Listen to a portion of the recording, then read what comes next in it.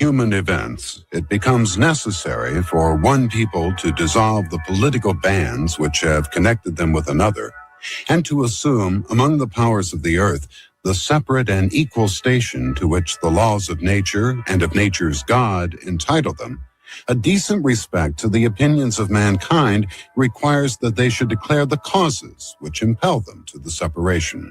We hold these truths to be self-evident, that all men are created equal, that they are endowed by their Creator with certain unalienable rights, that among these are life, liberty, and the pursuit of happiness. That to secure these rights, governments are instituted among men, deriving their just powers from the consent of the governed. That whenever any form of government becomes destructive of these ends, it is the right of the people to alter or to abolish it, and to institute new government, laying its foundation on such principles and organizing its powers in such form as to them shall seem most likely to affect their safety and happiness. Prudence indeed will dictate that governments long established should not be changed for light and transient causes. And accordingly, all experience hath shown that mankind are more disposed to suffer while evils are sufferable than to right themselves by abolishing the forms to which they are accustomed. But when a long train of abuses and usurpations, pursuing invariably the same object, evinces a design to reduce them under absolute despotism, it is their right, it is their duty to throw off such government and to provide new guards for their future security. Such has been the patient sufferance of these colonies, and such is now the necessity which constrains them to alter their former systems of government. The history of the present King of Great Britain is a history of repeated injuries and usurpations, all having in direct object the establishment of an absolute tyranny over these states. To prove this, let facts be submitted to a candid world. He has refused his assent to laws, the most wholesome and necessary for the public good. He has forbidden his governors to pass laws of immediate and pressing importance, unless suspended in their operation till his assent should be obtained. And when so suspended, he has utterly neglected to attend to them. He has refused to pass other laws for the accommodation of large districts of people, unless those people would relinquish the right of representation in the legislature, a right inestimable to them and formidable to tyrants only. He has called together legislative bodies at places unusual, uncomfortable, and distant from the depository of their public records for the sole purpose of fatiguing them into compliance with his measure. He has dissolved representative houses repeatedly for opposing with manly firmness his invasions on the rights of the people. He has refused for a long time after dissolutions to cause others to be elected, whereby the legislative powers, incapable of annihilation, have returned to the people at large for their exercise.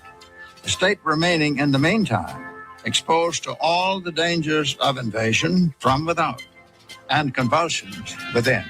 He has endeavored to prevent the population of these states, for that purpose obstructing the laws for naturalization of foreigners, refusing to pass others to encourage their migrations hither, and raising the conditions of new appropriations of lands. He has obstructed the administration of justice by refusing his assent to laws for establishing judiciary powers.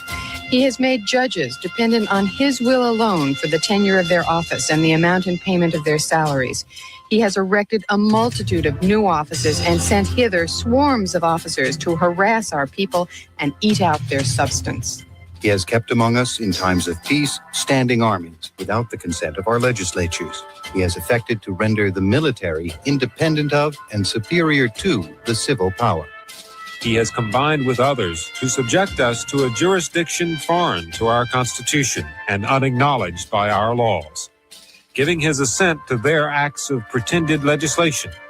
For quartering large bodies of armed troops among us, for protecting them by a mock trial from punishment for any murders which they should commit on the inhabitants of these states.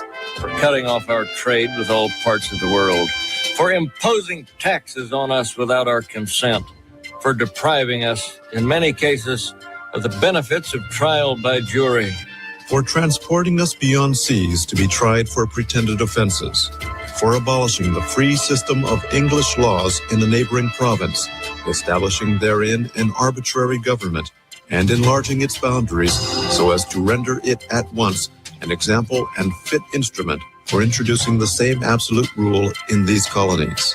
For taking away our charters, abolishing our most valuable laws, and altering fundamentally the forms of our governments. For suspending our own legislatures and declaring themselves invested with the power to legislate for us in all cases whatsoever. He has abdicated government here by declaring us out of his protection and waging war against us. He has plundered our seas, ravaged our coasts, burnt our towns, and destroyed the lives of our people. He is at this time transporting large armies of foreign mercenaries to complete the works of death, desolation, and tyranny already begun with circumstances of cruelty and perfidy scarcely paralleled in the most barbarous ages, and totally unworthy the head of a civilized nation. He has constrained our fellow citizens taken captive on the high seas to bear arms against their country, to become the executioners of their friends and brethren, or to fall themselves by their hands. He has excited domestic insurrections amongst us, and has endeavored to bring on the inhabitants of our frontiers the merciless Indian savages, whose known rule of warfare is an undistinguished destruction of all ages, sexes, and conditions. In every stage of these oppressions, we have petitioned for redress in the most humble terms. Our repeated petitions have been answered only by repeated injury. A prince whose character is thus marked by every act which may define a tyrant is unfit to be the ruler of a free people. Nor have we been wanting in attentions to our British brethren.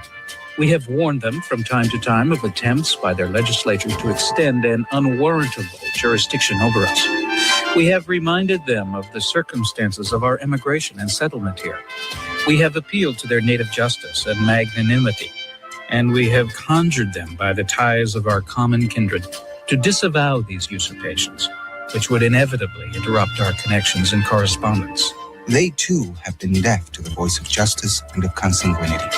We must therefore acquiesce in the necessity which denounces our separation and hold them, as we hold the rest of mankind, enemies in war, in peace, friends. We, therefore, the representatives of the United States of America, in General Congress assembled, appealing to the Supreme Judge of the world for the rectitude of our intentions, do, in the name and by the authority of the good people of these colonies, solemnly publish and declare that these united colonies are, and of right ought to be, free and independent states, that they are absolved from all allegiance to the British Crown, and that all political connection between them and the state of Great Britain is and ought to be totally dissolved, and that as free and independent states they have full power to levy war, conclude peace, contract alliances, establish commerce, and to do all other acts and things which independent states may of right do. And for the support of this declaration, with a firm reliance on the protection of divine providence, we mutually pledge to each other our lives, our fortunes, and our sacred honor.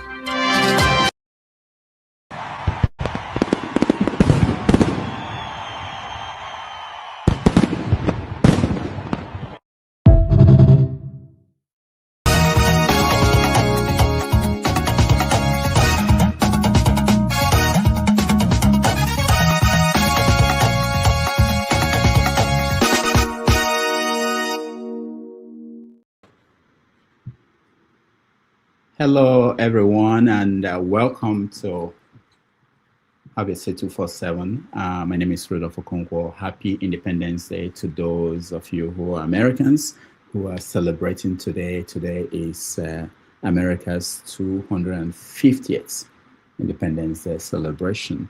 On this day in 1776, the King of England, King George III, wrote in his diary, "Nothing of importance happened today." Nothing of importance happened today. 250 years ago, we now know that something of importance happened on that day. Just imagine how the world would have been without the 13 colonies coming together to form the United States of America. how would the world have been today? How would that have been if the place called Massachusetts is a country, the place called California is a country, the place today we know as Maryland is a country of its own? What would the world look like? So we're going to touch on that today on this episode of Have Your Safe, let's say 247. Thank you. I know most people are on holidays, those who are in America, but we are dedicated to this show, and we are coming live from New York City for us to have a conversation on that and so many other things. And some of the things we are going to have conversations around, we're going to touch on Africa. And you know, in South Africa, they finally had their June 30th protest, where they basically marched on the streets and demanded that foreigners should leave. It was dramatic on so many levels. We saw videos of South Africans on the streets threatening people, and we also saw when they went to where white people lived. And we saw them say that without foreigners, that the country could pay them $1 million their currency every day, every year, each South African. It's been dramatic. Let me show you a little bit of that video from South Africa. I'm calling for my African brothers. I'm going to facilitate. I'm going to make sure. I'm going to visit these countries. I'm going to visit you, my brothers and sisters, in your countries to revive the spirit of Africa, to revive the spirit of Ubuntu. You must fight for your countries. If they kill you, they must kill all of you. You can't be scared of that, because even me, every day, yesterday I came late in the march because I had an intelligence that some people were waiting somewhere for me. I had to change 2 vehicles so that I can get to the march, because if I used my car to come to the march, I would have died yesterday. That's why I kept postponing the times, because the intelligence was telling me, there's things that people are trying to do. And thanks to the police, thanks to the intelligence, and all those that are criticizing us, they don't know that we go through such.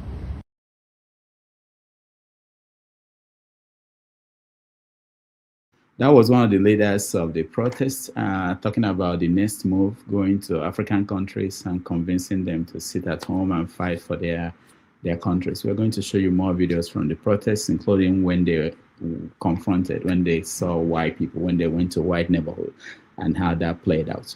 In Nigeria is, of course, every week new drama. There's a big one that is going on. But before we see that one, let me play this for you. He contacted US. He called a meeting of the big officers. What he told them, I don't know. And I don't need to know. Because he's commander-in-chief. And when the commander-in-chief is giving instruction to his subordinates, who are you to be there? And after all, and I need to make this one clear, I don't support those who are accusing the president of not doing enough. When the commander-in-chief had given instructions to his subordinates, he has done his bit. You don't expect him to go and put on khaki and begin. When my friend Trump gives instruction to go and bomb anywhere, he doesn't leave White House. He has done his bit. I hereby command, bomb Iran. And then he goes to his bedroom and sleep. The rest is left to those who are supporters. So what he told the military officers, I don't know. All I know is that on Christmas Day, a bomb landed. Maybe just to let us know. I mean what I'm saying. But then, of course, the Iran war came in, and I think he's still busy dealing with that. He's almost finishing that now. So thank you that you you asked us to meet tonight, so that. All right, so Nigerians had a lot of fun with that video. It was unbelievable. We're going to discuss that. This whenever he speaks, and he speaks in this manner, it reminds people. We have people say maybe it's time to hand over to somebody else. But we're going to talk about that. Before we go on and bring in people, let me also point out that the president of the country spoke. Yes, they had something that was interesting. I didn't even know about this until today. They had what could be called what they do in Washington here, which is when the president visits the media, and they call it presidential, what is it called? White House correspondent dinner, something like that. So they had a similar event in Lagos. Not in Lagos, in Abuja, I believe, and the president spoke. Gentlemen of the press, ladies and gentlemen, my dear wife, the First Lady, Yalakara.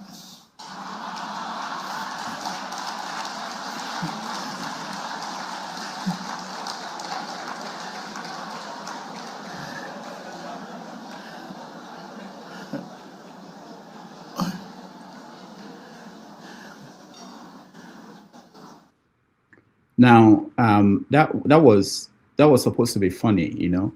I hope it was funny for because there have been so much a blowback. People were pushing back on the way Nigerians were making fun of the First Lady for recommending that Nigerians should consider going into the business of selling akara. But the president said other things. Let's listen to him more during that speech. Oil and gas sector is attracting new investments,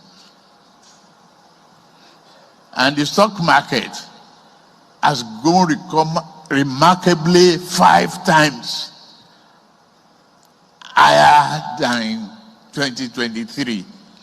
I have created wealth for some of your uncles and grandfathers.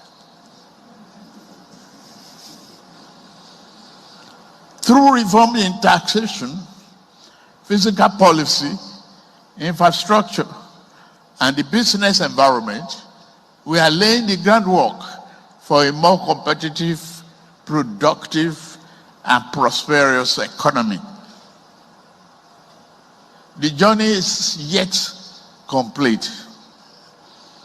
Challenges remain, but the path is clear, and the foundation for long-term growth are being established. On security, our administration has adopted a determined and multidimensional approach. So, Tinubu said, I've created wealth for your uncles and your fathers. I hope you guys, when you come in here, you check with your uncles and your fathers about this wealth. We need to talk about it. But it reminded me of something that Trump said this week also, when he was confronted about the $1 billion he made through crypto. Trump said this. Let's watch. Mr. President, your financial disclosure shows you had a very lucrative year last year. What message does this send to average Americans, especially those Well, financially? I don't get involved in my personal. We have funds that run my money. But you are benefiting. Well, I've made a lot of money before I became president, and they invest my money, and I don't talk to them. I don't even speak to them. So I have many people. I don't know what they call it, closed accounts or something. You put your money in, and that's it. I don't talk to them. They're big institutions, and they run it. But yeah, I've had a great career in business. I've had a great career. About conflict of interest. I don't know if I've had a better career in politics or business, but I had a great career in business. And you saw the cash, and you report the different things. And what they do is we gave it, I think it's called the blind account, but they take it. And I never speak to any of the people that run the money, but they're at big institutions and they invest in whatever they invest in. But critics will say you're profiting off the presidency. Well, you know why I'm profiting? Because the stock market's going up. Everybody's profiting. If you have a 401k, how's your 401k done? It's about up 85%. Thank you, President Trump. So we're all profiting. I'm profiting because I have a lot of money and a lot of cash, and I give it to institutions. I don't know if they know what they're doing or not, but they buy. All right. So Trump is also saying that because the stock market is up, he created wealth, just like Tinubu is saying that stock market is up, he created wealth. People should stop complaining. All right. One last thing. We have a scam going on in Nigeria. We have an agency of government that was not. I don't know how to explain this. Somebody opened 34 accounts at the central bank. Somebody had an agency he's running out of the secretariat of the federal government with 300 staff. Somebody had an agency that got some money appropriated in the budget signed by the president. I can explain this for you guys. Watch. APC administration, we have seen a scam in the right face of government. How did the man get a space in the federal secretariat? Yeah. Dr. Batiami, you know who the president you have to go through to get a budget code. How a non-legal entity got a budget code. How they got in the secretariat. And central bank accounts. The central bank account, they said forgery. So is it that nobody flagged it in the central bank? This next story has Nigerians asking serious questions about accountability at the highest levels of government. The presidency has flatly denied the existence of the Presidential Foreign Intervention Promotion Council, which was ironically allocated 1.3 billion naira in the 2026 budget. In a statement issued by presidential spokesman Bayo Ononuga, the agency's alleged Director General, Prince Adeniyi Adeyemi, is described as an impostor who forged his appointment letter. According to the presidency's statement, Adeyemi operated out of an office at the Federal Secretariat complex in Abuja for over a year, hosting meetings with foreigners and Nigerian officials, and even attempted to obtain U.S. visas for his staff through a note verbal from the Ministry of Foreign Affairs. Chief of Staff to the President, Femi Gbajabiamila, alerted the DSS and the police in October 2025 about the fictitious agency, and Adeyemi was arrested at his secretariat office on October 27th. The police raided both his office and his home in Suleja, discovering 34 bank accounts, 9 opened in the names of his fictitious agencies, and alleged evidence that he fraudulently opened a CBN account by deceiving the Office of the Accountant General. Adeyemi was released on bail and now faces an 8-count charge, including criminal forgery and impersonation, and is due in court on July 27th. Dr. Batiami, you know who the president you have to go through to get a budget code. How a non-legal entity got a budget code. How they got in the secretariat. And central bank accounts. The central bank account, they said forgery. So is it that nobody flagged it in the central bank? Is it that there was no second eye to flag it? How they opened TSA accounts? Let me drag in another. Sorry, wait. Drag it in. We talk about Senate oversight. Special prosecutor Jinika. Please take notes. We have a full committee that's supposed to scrutinize line items.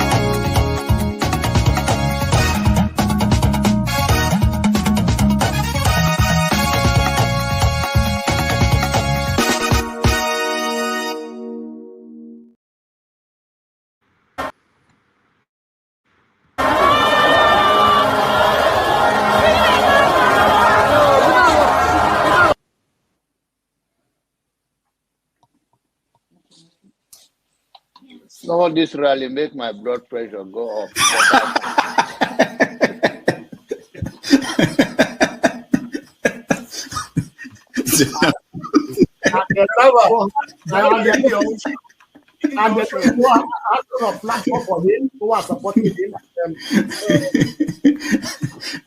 So you should get a filter sometimes, filter your thoughts before you say. I'll continue to take blood pressure medication until Why are you getting high blood pressure, Jonathan? Now, I'm not taking medication for myself. I'm taking it for people like Paul and some of you guys that after the January, February something, and then people like Soludo, that is a good spoiler. I thank God for his life. He's working for my. And I am ready to die defending Nigeria in whatever way. When it is God's time for us to go, it is and you not took my going time to to be God. You are ready to defend Nigeria. I gave you my time. No, I'm coming. I'm coming. Alexi, hold on. You already started. What I'm saying, defending Nigerians is this. I gave him my time and he's using it to defend Nigeria. No, sorry. I'm sorry. I hope that Nigeria wins. I'm never going to wish any president evil so that I can say I told you so. No, I won't wish them evil. I hope. You see, I'm not praying. There's no point. I can't pray for Nigeria to be fine. I only hope that Nigeria wins and Nigerians win. Because if you choose a dodgy doctor who has a dodgy record, who has, all sort of accusations leveled against him, to say this doctor, we think he's done this, or this doctor, this surgeon, yes, he's a senior surgeon, he's the most whatever surgeon, but there are a lot of accusations leveled against him. If you choose him to operate on you, and you tell me to pray for you that it doesn't kill you surgery, what's the point? I can't pray. You might make it, you might not make it. My prayer won't change anything. So I hope Nigeria and Nigerians win during Tinubu's 4 years. Thank you. Thank you. Uncle, right? I have the right to address you the way I like. You don't know what she already did to me. So learn to control your emotion, right?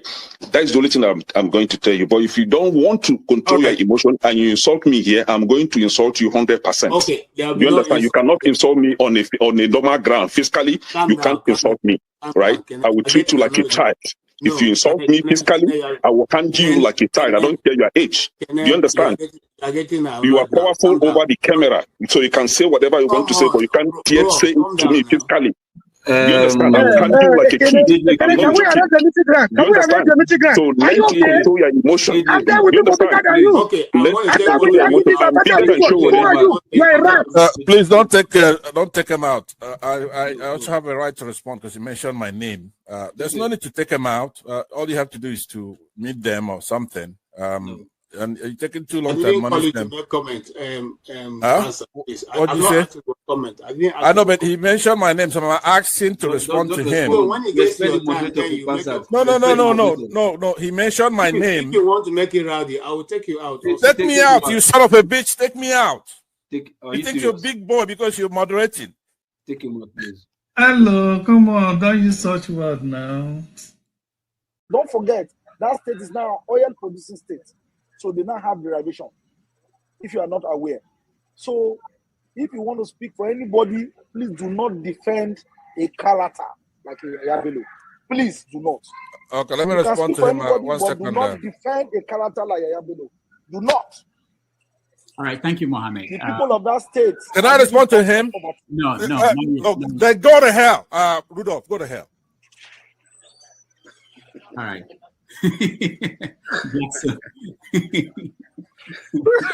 Rudolph, I've never seen this part of him before. Tinubu is a criminal, yes, of course, a categorical grade 1 criminal. The only person more criminal than Tinubu in Nigeria is probably Babangida. But he's a criminal, and is he fit for purpose? Absolutely not. Should Tinubu be the president of Nigeria? Categorical no. Is there a better option than him? That is subjective. So show me who he is.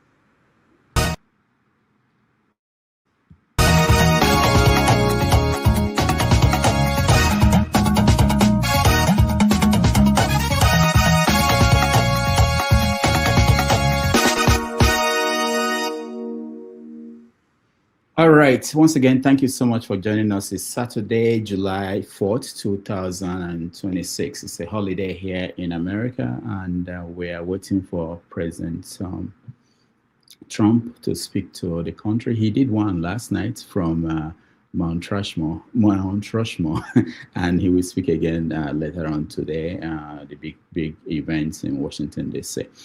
But we're here and we are going to have our normal show when we talk about issues concerning all of us in Nigeria, around the world. For those who may be interested in knowing that President Bola Tinubu is going to meet Trump, according to our ambassador, we have a new ambassador here, Kayode Are. He's promising us that that is going to happen very soon. So that will be a game changer for all the calculations. And we also know that the soldiers in Nigeria, American soldiers in Nigeria, they've been withdrawn. Most of them have gone. We don't understand what's going on. We can talk about that for us to put it in perspective. The state police bill that was passed by the Senate and the House, they just sent it to the states. So they are going to wait for 24 states in Nigeria to approve it. Then they will forward it to the president, who is most likely going to sign it.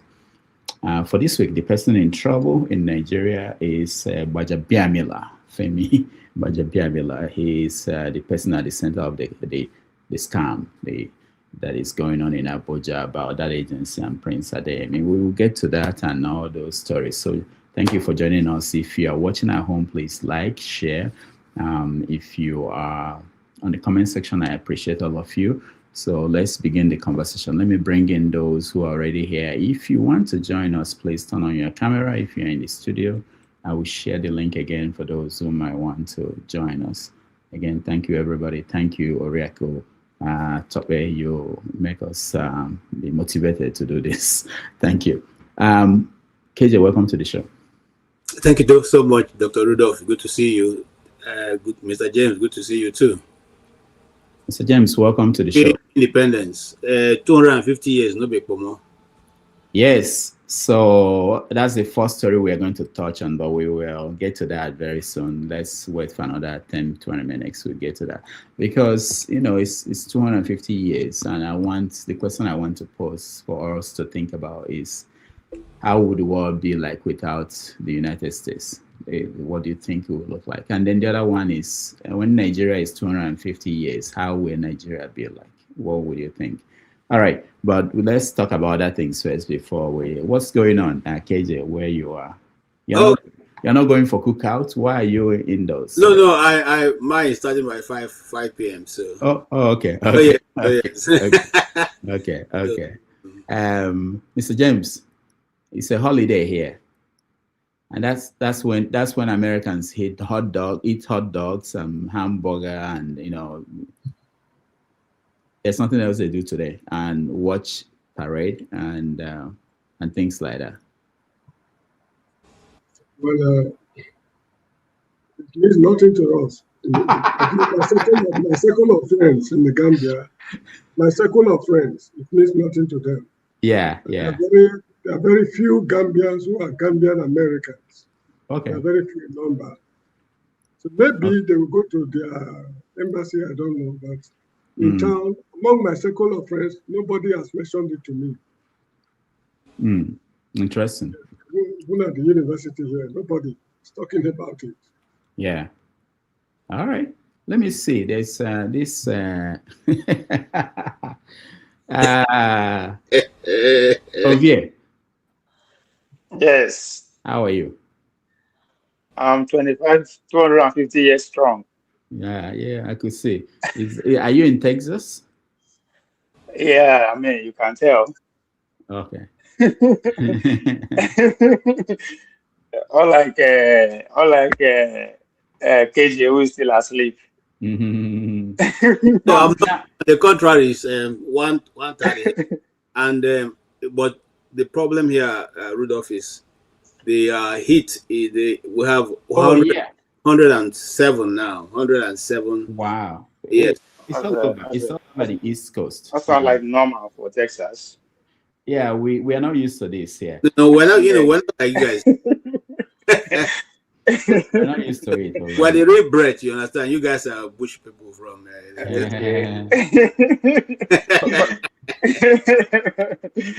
So before let's touch on a few things before we go into. I didn't mention anything about the World Cup. Do we still have? I think Egypt is the only country, African country. Egypt and Morocco. Morocco. Okay. Where are we now? How many teams are left? 8 or 16? I think it's the round of 16 now we're coming into. Okay. But yeah, we're from the round of 32 to round of 16. Yeah. So. Okay. So Egypt and Morocco. So okay. I saw not that I watched the game, but I saw highlights. The Cape Verde, they did very well. Very well. Yeah. Mr. James, did anybody watch it down there in the Gambia? Are you guys watching the World Cup? I'm not game so. If I don't have time for things you are discussing, sounds so strange to me. Mr. James, I promise you are better off. You are better off not knowing what is going on. I decided to. I watch only national teams, Rudolph, if you want to know, because I got so disappointed with Nigerian team that it was almost giving one heart attack. So I said to pull away from watching anything that has to do with all this. So I only watch national team where I don't invest any emotion or interest. Whoever wins. I don't care. No, what do you mean national teams? I don't understand. You only watch national teams. They are national teams. I don't get into the club things. Manchester, whoever. Yeah, that's what I'm saying. That this one is the nation. They are playing for their nation. Yeah, so that's what I'm saying. That's the only time I watch football. Oh, okay. I got it. Yeah. So for those who follow this, they only. Are you talking about Ovie? Are you saying that you don't follow this? I thought you are a sport guy. They follow like as much like you. Anything I see for my field headline, I'll just read that. That's it. I don't follow I don't give them my time. All right. And plus, it's especially the moment that we are in now. It strikes me like the Roman circus. I mean, how do you explain that the war is at war? In fact, America is at war at every sphere, economy, kinetic, ideology, whatever. They are hosting, first of all, NBA final took place in New York, followed by the kickboxing that took place in DC, World Cup. I mean, how do you explain that? Why the world is actually changing in the real sense of it? Every one of us that is alive now, I've never experienced this time before. But for some reason, party is going on everywhere. So it strikes me like the Roman circus, whereby when the citizens are getting interested in the politics of palace, the man will just decide to go and build colosseums and throw games for people to go and watch and leave them to do what they are doing. So I'm seeing it from that lens. So I watch the game from far. Okay. Let me just point out. Sorry, Rudolph, before you go ahead, even though I just want to throw this in, maybe you get there later. You see how these guys go out, even though this weather is strong, they're still out there to celebrate, what is festive to them. And sometimes when we gather in our community, some people feel too big to come and join at the playground, join to do the festival. That's why culture and tradition is dying off in most part of Africa. We feel, it's left for the villagers and those who are not in, but go to the throughout. They are out there marching. People's parents are all out there marching, wearing uniforms. They make it look as if these things are dropping from the sky. Angels are doing this, And when it comes to our side, for instance, you are Igbo, so you must have Mongu masquerade this thing. Most of the people don't go to Mongu, but they don't go to watch it. They tell you, "Oh, this is for sport." Where? You mean here or in Nigeria? In Nigeria. Not where I come from. Not where I come from. I don't think you should see it from that angle. People you are seeing coming out celebrating, what to eat is not their problem. What to eat is not their problem. So we have not left the first stage of life whereby everybody, okay. Go to bed without worrying about I continue to your argument. I agree. Yeah, so this one are enjoyment. These are meant for rich people, they get spare money to spend. That's why they don't go people out for Nigeria, So economically, we are not there yet. We are still very poor. Okay, thank you. I just want to point out that I don't know, last week I wasn't here. If you guys talked about the Venezuela.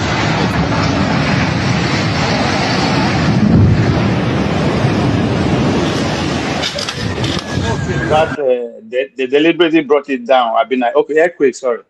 The earthquake in Venezuela. It's been 10 days and almost, I think, about 2,000 people dead. One of the horrible things about what happened there was the lack of equipment, the ability to rescue people, people screaming under houses, and nothing to help I think them. the campaign should start for the international community should start campaigning for their president to be released, at least, if not for anything. That's not the first place to go. It's about how we run the world. That a natural event like this that we know could happen in different parts of the world. There's no contingency plan for countries that do not have this skill set or the equipment to deal with that. You think about it, if this should happen in Lagos, buildings collapse in Lagos and there's nothing. We don't even have, it's not. But who are you going to blame, Rudolph? You blame the UN, who that's supposed to be. No, not the UN. Don't give every job to the UN. No, is talking about preemptiveness. Hold on, hear me out. So who's supposed to set up the contingency plan for another nation? No, you can say that countries of the world, this is what happened after that incident. When it happened, America, even Spain, Brazil, everybody, they started saying, okay, we are going to send people to come and help. This takes a long time to put things together, equipment, and move them to Venezuela to be able to help. Okay, this has been going on in Haiti, happened in other places. I'm just saying that someone will have to come together, bring people together and say, what do we do? How do we have a contingency plan, a rapid response group, anywhere it happens that we can easily go and help people?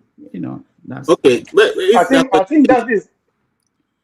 So I think what you are pointing out is at the heart of the ongoing World War II. The conversation is going, how do we have one, I won't say one world government, but one response to pretty much disaster and how to take care of, things that go out of a pandemic. I think this falls into that category too. How do we have one response that no matter where it happened, before we begin to say, state government or regional government, that particular entity has swing into action. I think that's what we are talking about. I think if we lean into the left or the Democrats or the socialists or whatever who are agitating for multiculturalism, I think that's at the center of their campaign. And I believe one will win at the end of this. This is beyond all these wars you fight. I'm talking about people dying, especially this kind of death where you might be alive under a building that collapsed. Yeah. But we can't stop. We can only stay proactive. That's what you are saying. How do we stay proactive? Yeah, that's what I'm saying. I'm talking about the international community. I'm not even talking about, Yeah, I understand. But the international community, they don't dismantle around now. We are fighting to build another international community. There's no longer international community. Yeah, everybody totally. So we're in the process of rebuilding that international community. That's why they put onto that level that now it depends on the ideology that win. That's why we have that thing at the center. If not, every state will see the whole its own ground. All right. Before we continue, let me welcome Tony. Tony, welcome to the show. Good afternoon, Doctor. How are you? I'm good. Nice to see you. Thank you. Greetings, everyone. Greetings, those on the panel. Tony, bros, me. Enjoy. Okay. Thank you. How do you know? Hello, Pa James. Obie. All right, so we're just going through some stories in the news before we start. I'll come to you to know what story you're watching, but let me play this video again. Every year we have flooding across the world, including Nigeria, Ghana, most African countries. The difference is always how the countries are responding. Even in America here, you have flooding. Last year, there was a major one where over 100 and something people were killed, I think in Texas or so. Let me show you later.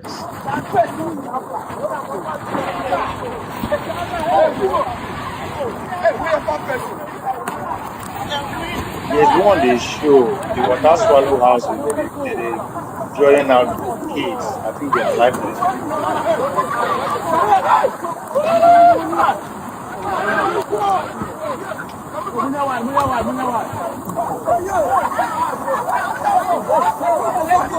Hey, careful, oh.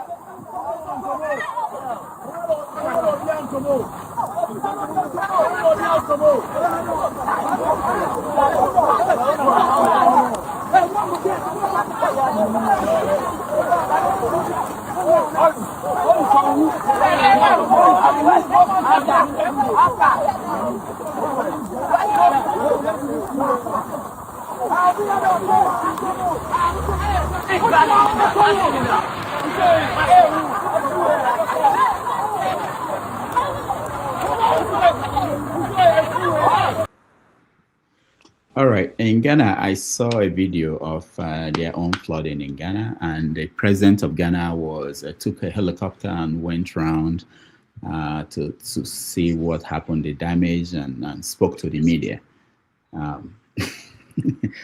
Our president, we're still waiting for him to do that. But it's not about, there will be natural disasters everywhere in the world. You know, things will happen. The question is, how are you responding to that? Did you learn anything from the one that happened before? Are you making changes how to minimize?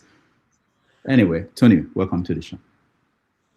Thank you. Yes, I think you hit the nail on the head, because the difference between the developing economy, developing world, and the developed world is that in most developed worlds, you have institutions that stand by, that are focused on emergency action, preparedness, and rescue.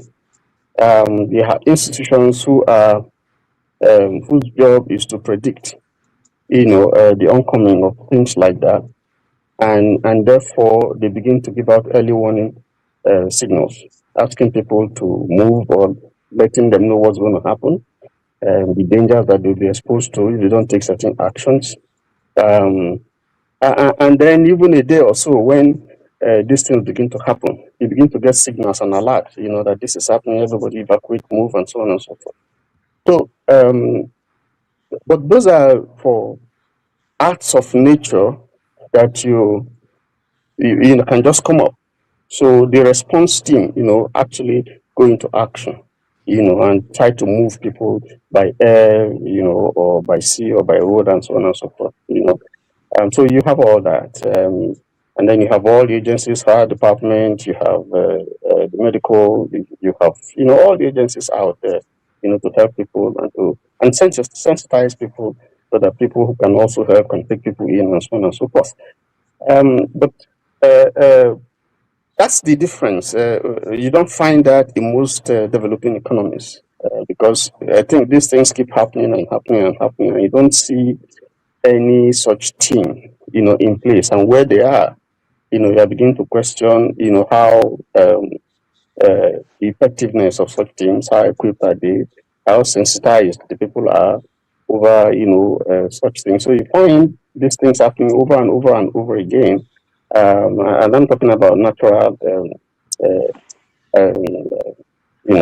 disasters like that. So our response, particularly in developed countries, is not as good as that of some of these developed economies. But the second aspect is there are also things that are not, you cannot classify as natural disasters. Some of those things that are man-made, for instance, one country just gets crazy and releases water from its dam without letting the neighboring countries know, against sometimes agreements, that are held.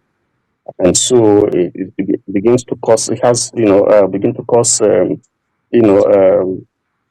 overflooding, all over, down, down, down. For instance, if you have a release of water from one of the dams in Cameroon, you're going to see the impact as it goes down Benue and Niger River. And you're going to go around all communities that are within the coastal river. And it keeps happening. No action is taken. The same thing when you have in Chad or you have in Niger and so on and so forth. So these are things. So we haven't, the various protocols, that some of these countries have, detailing how, these things should be handled, sometimes are violated and nobody is sanctioned, nothing happens, people die, properties are. And then, of course, you also have, this is worsened by the attitude of people who themselves, by their attitude and their lifestyle, also worsen this situation when they happen. People build, town urban planning and laws and so on are not strictly followed. So people build even in channels that are supposed to be ways that are open for water to to flow out to the ocean or to rivers and so on. So you have quite a lot of that in Lagos. And sometimes when the government goes out demolition, there's always an outcry. But if you look, sometimes these are places where people build that are not approved, that are waterways or seaways or channels, So former practices, the way we dispose of garbage and of course, sometimes government's fault not enforcing the sanctions. So that's why the effects seem to be more pronounced in terms of the disaster that it causes in developing economies.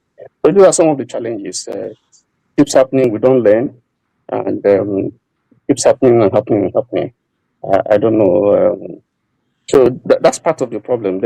So you can categorize them into there are natural disasters, fires, hurricane. We're lucky in Nigeria, we don't have some of all those wildfires, hurricane, tornadoes and so on and so forth. Over flooding. We have in Louisiana sometime many years ago and causing quite a lot of stuff.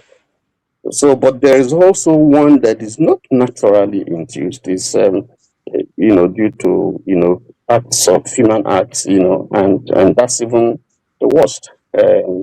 So those are two categories. How we manage them is what makes the difference between what we see in developing countries and those countries that are kind of developed. Thank you, Tony. I know it's your area of you specialize in this area, so you can talk a lot about that. This is what the government did after the incident. I think it's the government that did this, or some concerned Nigerians. But this is, the kind of message they are sending out, that when you throw out trash, anyhow, they go to block drainage systems, and then it will lead to flooding.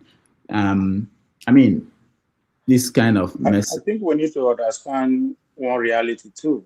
We have overgrown the facilities that we have. What facilities that we have? What facilities? Okay. So if we don't get at all before, it don't work. No, wait. No, I'm not saying no, that we okay. don't. I want to know what you were referring to. Because I can tell you. Hold on. I can tell you that I'm not sure there is a place, trash can, for you to drop in trash in this place. If this is Oshodi, let's say this is Oshodi, I'm sure there's no place. And if there is, I'm sure the person that should take out the trash is not taking out the trash. If you look at the process, I think it's more than just passing across a message like this. It's also about lack of consequences. If you go, but Dr. Lambeji, before consequences, right? Now, I'm talking about facility, infrastructure facility now. Let's even go to started from private, especially the city, Lagos, for instance. The houses that were built for 10 people before, we still wait with gutter that says we accommodate 10 people. Now we have 30 people living in the street that accommodate 100, we have 300. Local government that accommodate 1 million, we have 2 million. So no matter how they provide all these things rich, we go to overfeed them. So there's always going to be debit of all this debt everywhere. I'm not making excuses for them. I'm just saying that the facility that we have in place to control all these things is not rich again. We have not doubled our population over the last 20 years. We have added another 120 million people. So what do we expect? So everything is congested. No matter anywhere you go, from villages to the cities, everywhere is congested. And there's no plan to even how to manage all these things that we are talking about. Let's say they collect all the trashes now, where they want to dump them. There are no government or private facility there that convert all these things to the, yes. Okay, the issue is not population will always increase. It's increasing everywhere. So that cannot be. So are the drainages, so are the facilities that you build. No. But we know they increase all those things. Hold on. It is more the management of your infrastructure and the institutions that are supposed to deal with this sort of a thing. If you have planning laws and they are violated, it has nothing to do with the population. If you have planning laws that are not enforced, you normally will have urbanization. But if you have drainages, you have planning laws, you have people who violate, areas where you shouldn't be, areas that are drainage channels, you would have this thing, whether the population is small or not. Two, some of these things that they throw away, they call garbage. This is money that is wasting. This is investment for some people. that you can turn around to make money. So there are things, quite a lot of things that you have to put in place that are not in place. Okay, this we are saying the same thing. So whatever you put in play, you have to make sure you double them. If you don't double them, you cannot meet up with the population surge. There's no way possible. If you live in estate in Lagos, for instance, all these Ajao estate, Bowsing estate, everywhere they smell because all the sewage is done full. Now, where you want to evacuate and go, which is the end part that you are talking about, the facility that will transform the waste to the next level of use is not there.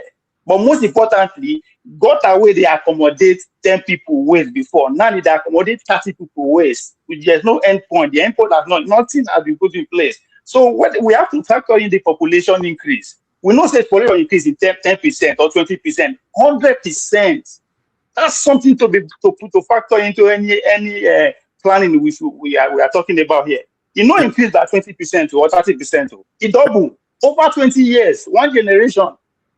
That's a number on the facility that we have on ground. If there's anything at all, you wonder why our road they break, no matter how the entire reach.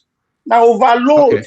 Okay. All right. Ovie, thank you. We haven't started the conversation on any of the topics. I just wanted to point out a few other things. Let me do one more. We know sometime last week there was this threat that NYSC they're planning a reform, but they are going to change their uniform. They are going to change so many things about NYSC. I don't know how many people here went for NYSC. KJ, did you? Yes. Okay. Mr. James.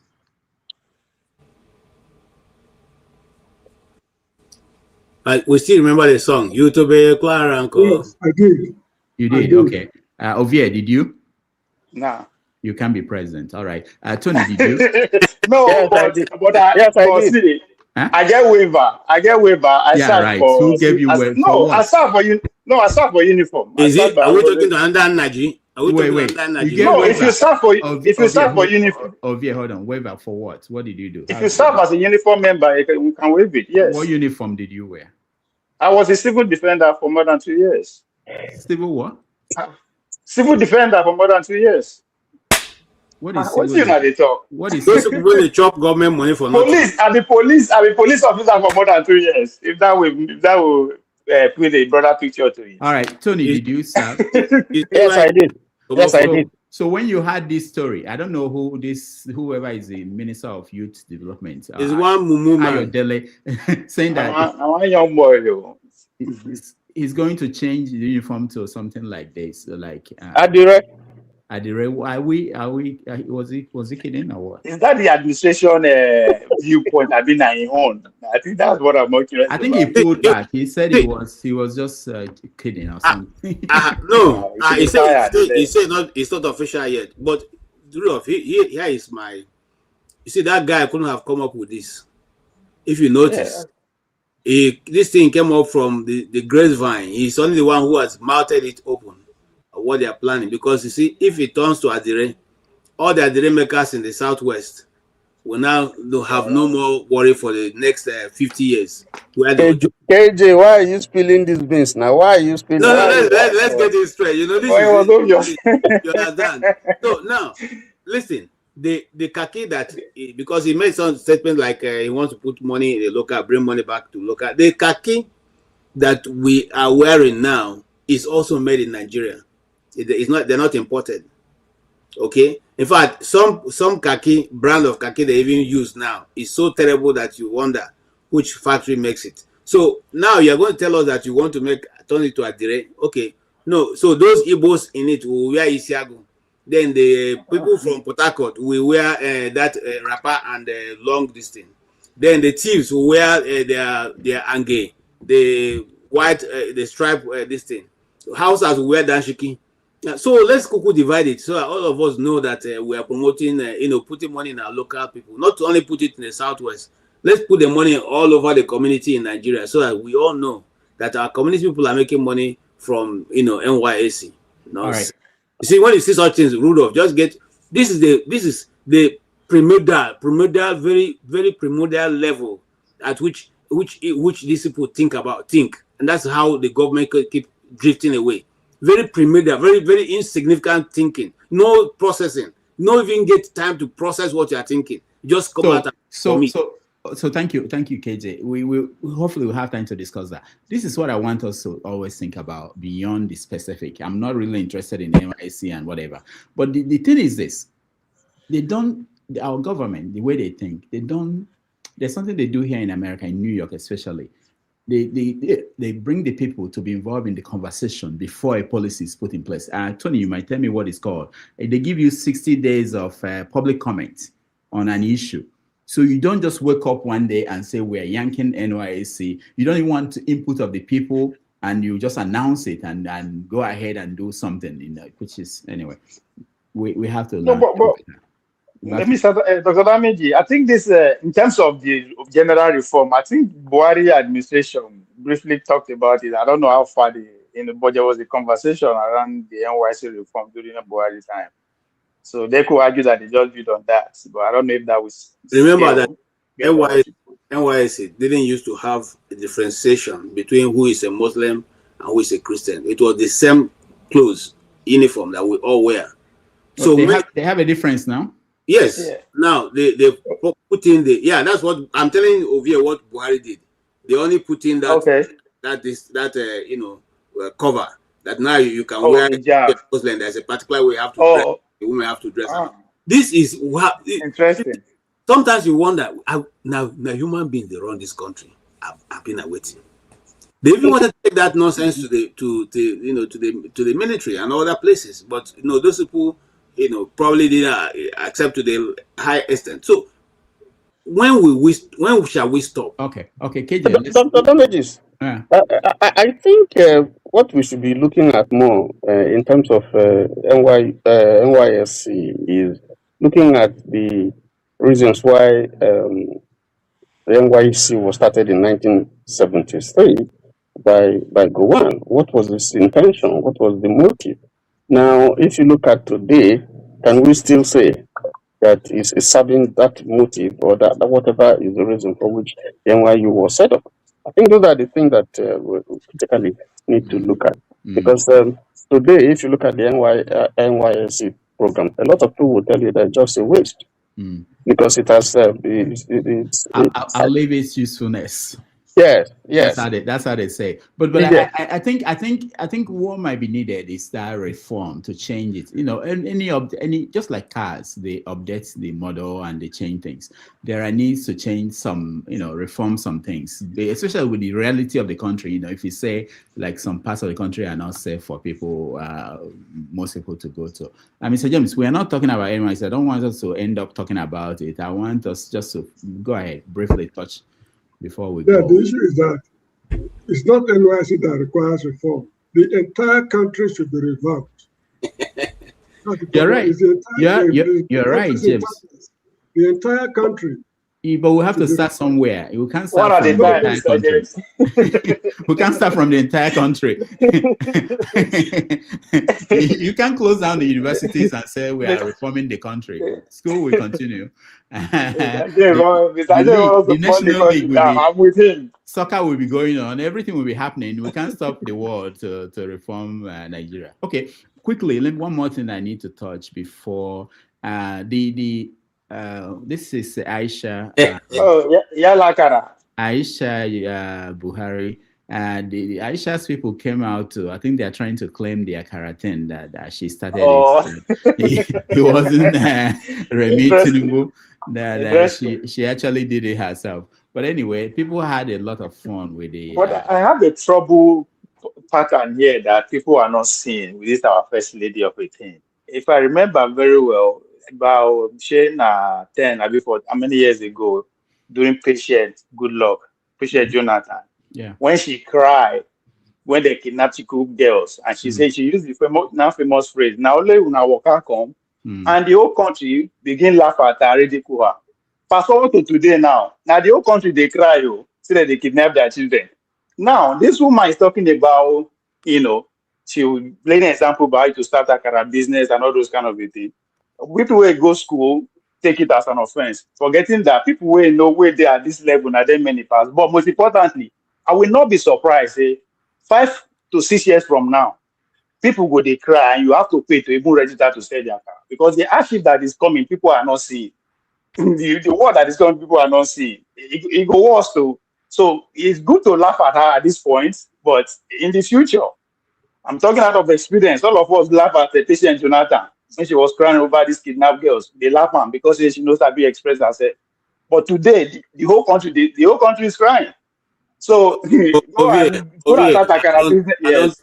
I don't agree with your analysis. No, you don't have to agree. You don't have to. I'm just telling you, they do not come to that. Listen, listen. What are you saying, Ovie? This is 21st century, crying out loud. A country leader is wishing, even if they're not educated, is it only by education that people progress? But what is wrong with that? Hold on. In the olden days, when we were still in primary school, I mean, when I say olden, I'm talking about 78, 79. Okay, we had vocational centers, trade schools that were built by the missionaries and other forms of government, so that those who didn't go to school or who were not, who didn't have the opportunity of even learning, who are past the age of learning, went to those vocational schools. They learned carpentry. They learned all kinds of things. Okay, now what stops the government from re-establishing that? Those are other asking people to fry akara. The same akara woman you're talking about, tomorrow, if he puts out her frying pan at the street, look at what's going on in Abia. Look at what's going on in my question still remains that my question I ask you, what is wrong? It will never I heard you now. What is wrong? What is wrong in doing that? Hold on. You see, what is good for the geese is good for the gizzard. Okay. Now, if Uremi Tinubu is recommending that Nigerians now begin to fry akara because or kuling as you call her. Now, how many of our relatives are frying akara and selling kuling? They cannot fry akara. They are not, see, that's the problem we are having. So, hold on. Now, hold on. Now this is here. Wait, make I talk now. You keep jumping in. Now this intellectual of 18, they make us they think like this. Go ahead. Finish. Listen. All I'm simply saying is, why God has given you an opportunity to be in a position of leadership is for you to be able to craft a way forward. It's for you to be able to show the people a place that you are taking them to. Are you saying that you are taking Nigeria to a place of selling akara? That's what we are going to get in? No, you are showing them a destination that they are not able to imagine, which will bring them to another level. No leader who comes, look, you keep beating. See. Our problem. Hold on. Our problem. Hold on. Is it by pointing at people backwards or pointing at people forward? See, so frying akara na backwardness. Yes.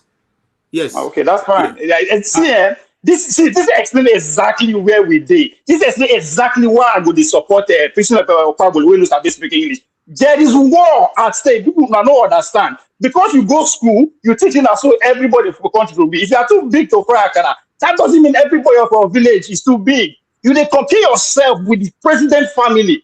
That is the most delusion I ever had in this life. And they compare yourself with them. Keep comparing. Thinking that one day your children will be like that. You know what ever happen. That's our reality. So there goes in Nigeria we're fighting for. Rudolph, you see where we're totally divided. Are you fighting for Nigeria? Hold on. You are fighting for Nigeria. If you are fighting for Nigeria, you will not be discouraging Nigeria for taking up a. If you are fighting for Nigeria, you will not be discouraging Nigeria for taking up a legitimate endeavor to earn a living. You will not be doing that. If your school where you go should be able to sit you down and say, how do I innovate from frying in the street to the next level? That's what education is about. But we are miseducated to think that doing all those things, we cannot move forward. That is how you develop. Everybody no fit go school. Everybody no fit go those doctrines we are talking about. We are talking about the population that has doubled over the last 20 years. And you think everybody will be engineer, doctor, and all that. You are deceiving yourself. You might disagree with all their policy, but guy, that's what you have as today. Okay, thank you. No fry akara. Don't worry. It's not here we day now. We are not country we day. If you allow me 1 minute. No. Okay, guys. We have not even started. You guys. Okay, just 30 seconds. You see, any nation or any people that will go forward is the ability of the person who is at the throne of the stool to be able to see beyond every other person.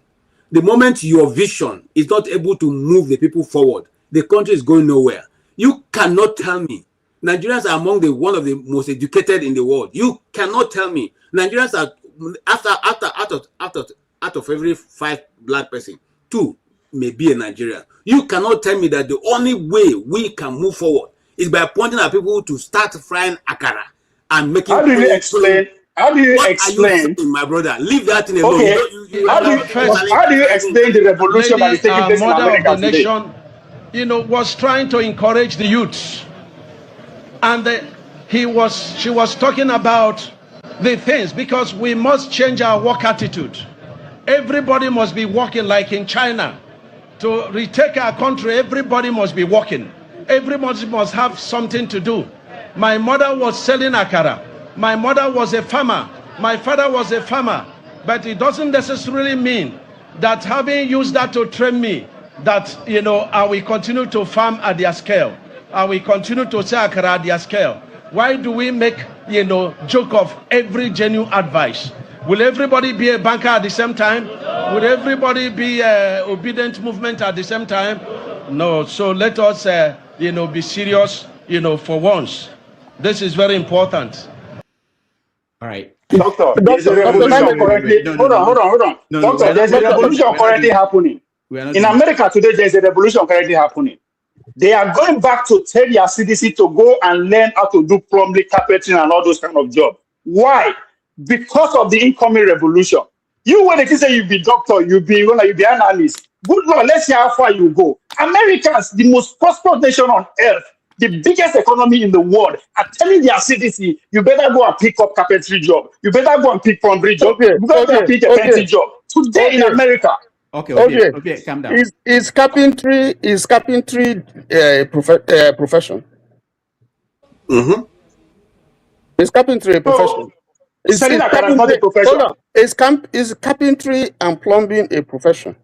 Is selling akara not a profession? No. Answer the question. Is it a profession? They are profession. Every job that gives you money is a profession. Yes or no? Yes. And then you will get certified here in America. Certificate now, you might be the giver. We can create certificate for akara. Calm down. No, you see.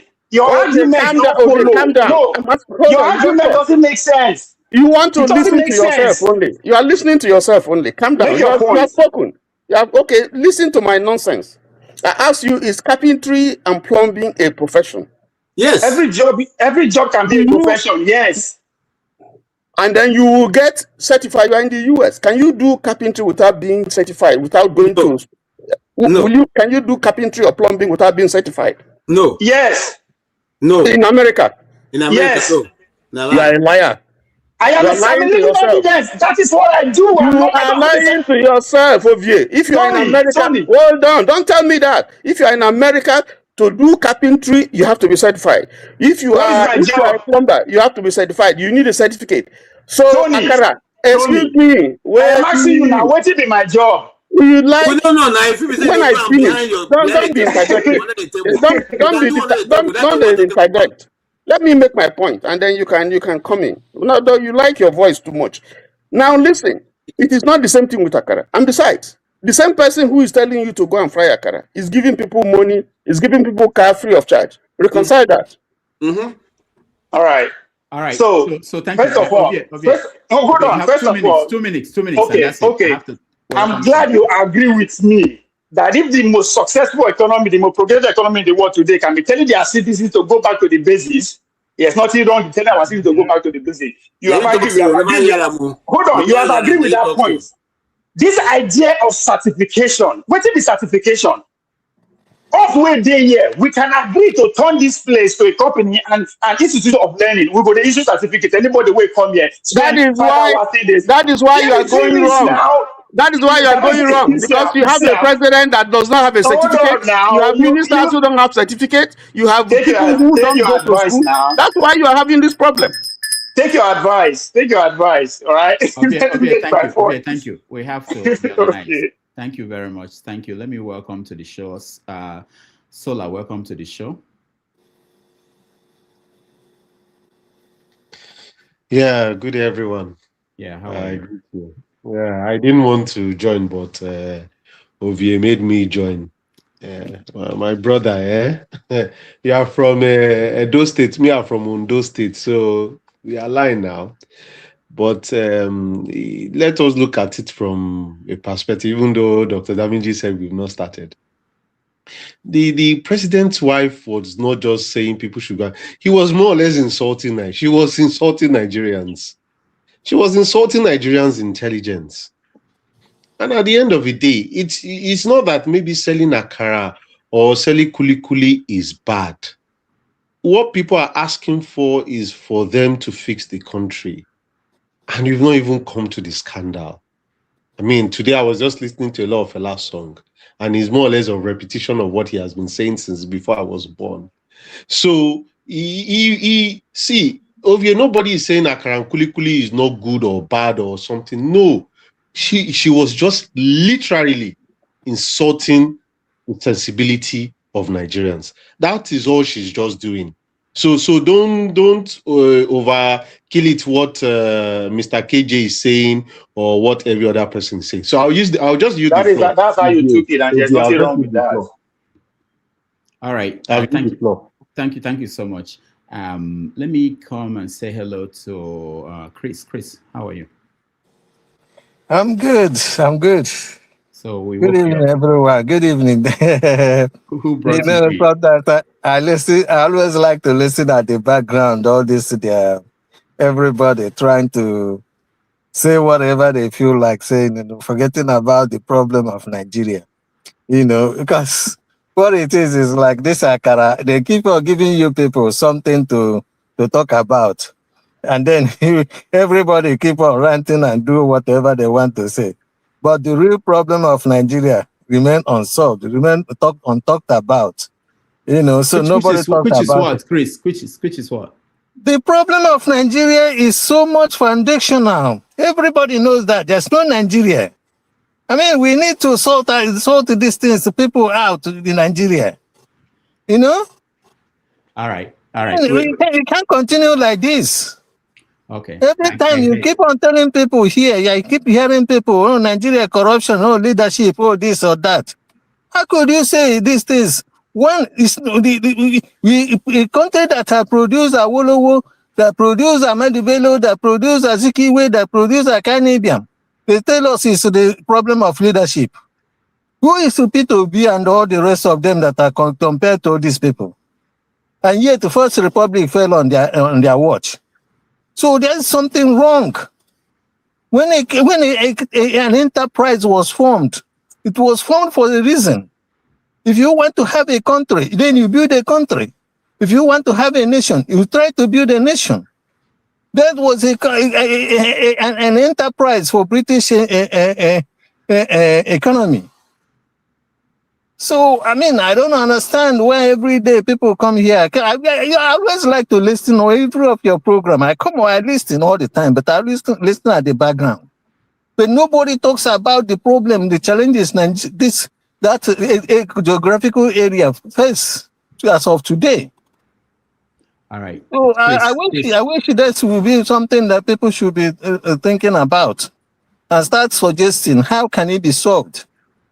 Thank you, Chris. For me, when I saw the First Lady talking, I was more interested in where is she getting the money that she's sharing. I wasn't worried about who is getting what and where is the money coming from. But you want us to forget about all those things and talk about foundation. So, which is that's why I like this conversation. People come from different angles. Patrick, welcome to the show. Nice to have you. Hey, thank you, Mr. Dr. Damage. This is my first time of calling in. I was kind of drawing with the man Ovie talking about the First Lady's policy on Akara. I was just like, what is this man talking about? At this level, a former senator talking about Nigerians frying Akara. Like the other man said, Mr. Shola, the Akara is not a big deal. If you go to Pakistan, even in Israel, you see people with, shared frying. It's no big deal. But what kind of economic model is it talking about? When in America, kids are getting certified from high school.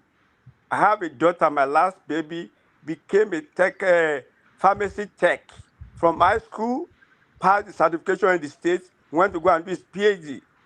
A friend's daughter finished, got a full scholarship to go and do PhD. So what are we talking about? People are going to STEM, tech, certification. You don't have to go to university directly. That's the way the high school is being structured now. That they will go to technical school, you get certified, you can get a job from there. If you want to go to community college, if you want to go to university, you can do that. What are we talking about? We are even backward. When I was in my business school, one of the professors in America was in China for 25 years with his wife. This man will take you to a village in China where people are producing with the population. So I don't know where the government they are just throwing money away. There's nothing happening in education. You are talking about NYC without reforming our education. People are jobless. You see kids here in America working 2 jobs. They don't want to work. I have kids in college. They have job right now. 2 of them have job, have their car, they are settled. And what is wrong with the country?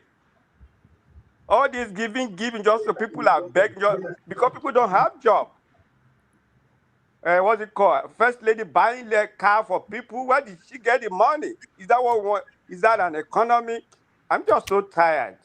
All right, Patrick, thank you so much. Don't be tired. We've been here for years and we continue to come. I hope you will join us.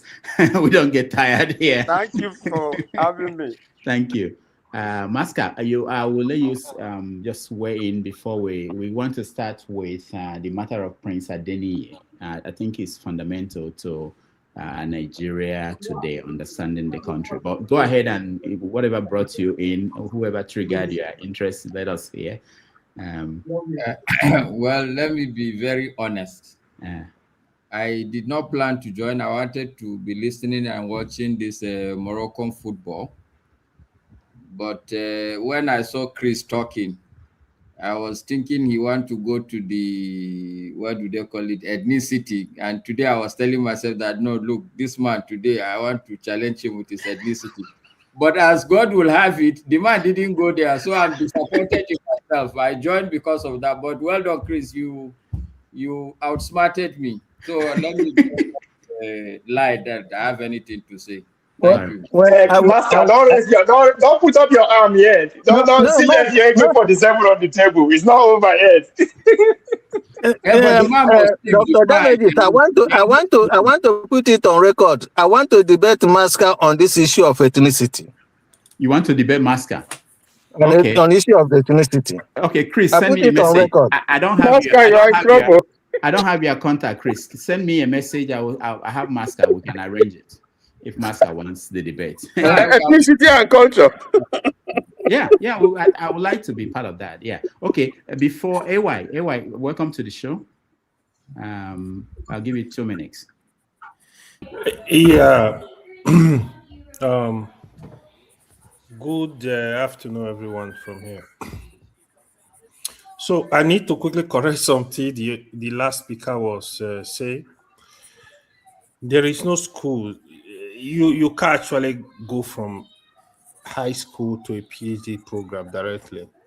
It's still a process, right? Even when you are admitted, you're still going to pass through your bachelor's, master's, then you go for a PhD. It's just similar to when you move from bachelor's to a PhD program. What really happened, they merged the PhD and the master's program. You see, go do your master along the way. That's how the program are. So I just want to correct that for public information. And the other thing, I've been listening to a lot of people that try to start Akara industry, the likes of Ovie. I think, what's the name? Solar actually hit the nail on the head. Is the method, is the way the first lady was saying that, was behavior as if she's not the owner of Nigeria. That's where the problem. What really pisses people off. You can't be talking to Nigerians like that. You have to show some level of respect. Again, the other question is the question Dr. Rudolph just asked. Where are you getting the money you are spending, though? So I think those are valid discussion. The only point I want to raise, I saw a document fly online where they said The president is trying to restructure the country to give each region 7 states. It seems they want to create a fourth arm of government. The way I'm seeing the document, I don't know how valid it is. Maybe if they can help us. But I don't really have problem with the document if they are deliberate, they know what they want to do. I would really love to see such things. I don't see anything wrong with it. Again, if they are genuine, they're really doing it to develop the country, develop the regions, that would be a very good thing. If you but you need what I think should happen is you need to get stakeholder from every region, every state evolve. Let Nigeria what they want. Don't push Nigeria into it. Let Nigeria discuss it, and all the region people from different states, they agree that this is what will work for Nigeria, this is what we want. Then I think it's gonna be a good thing. Thank you.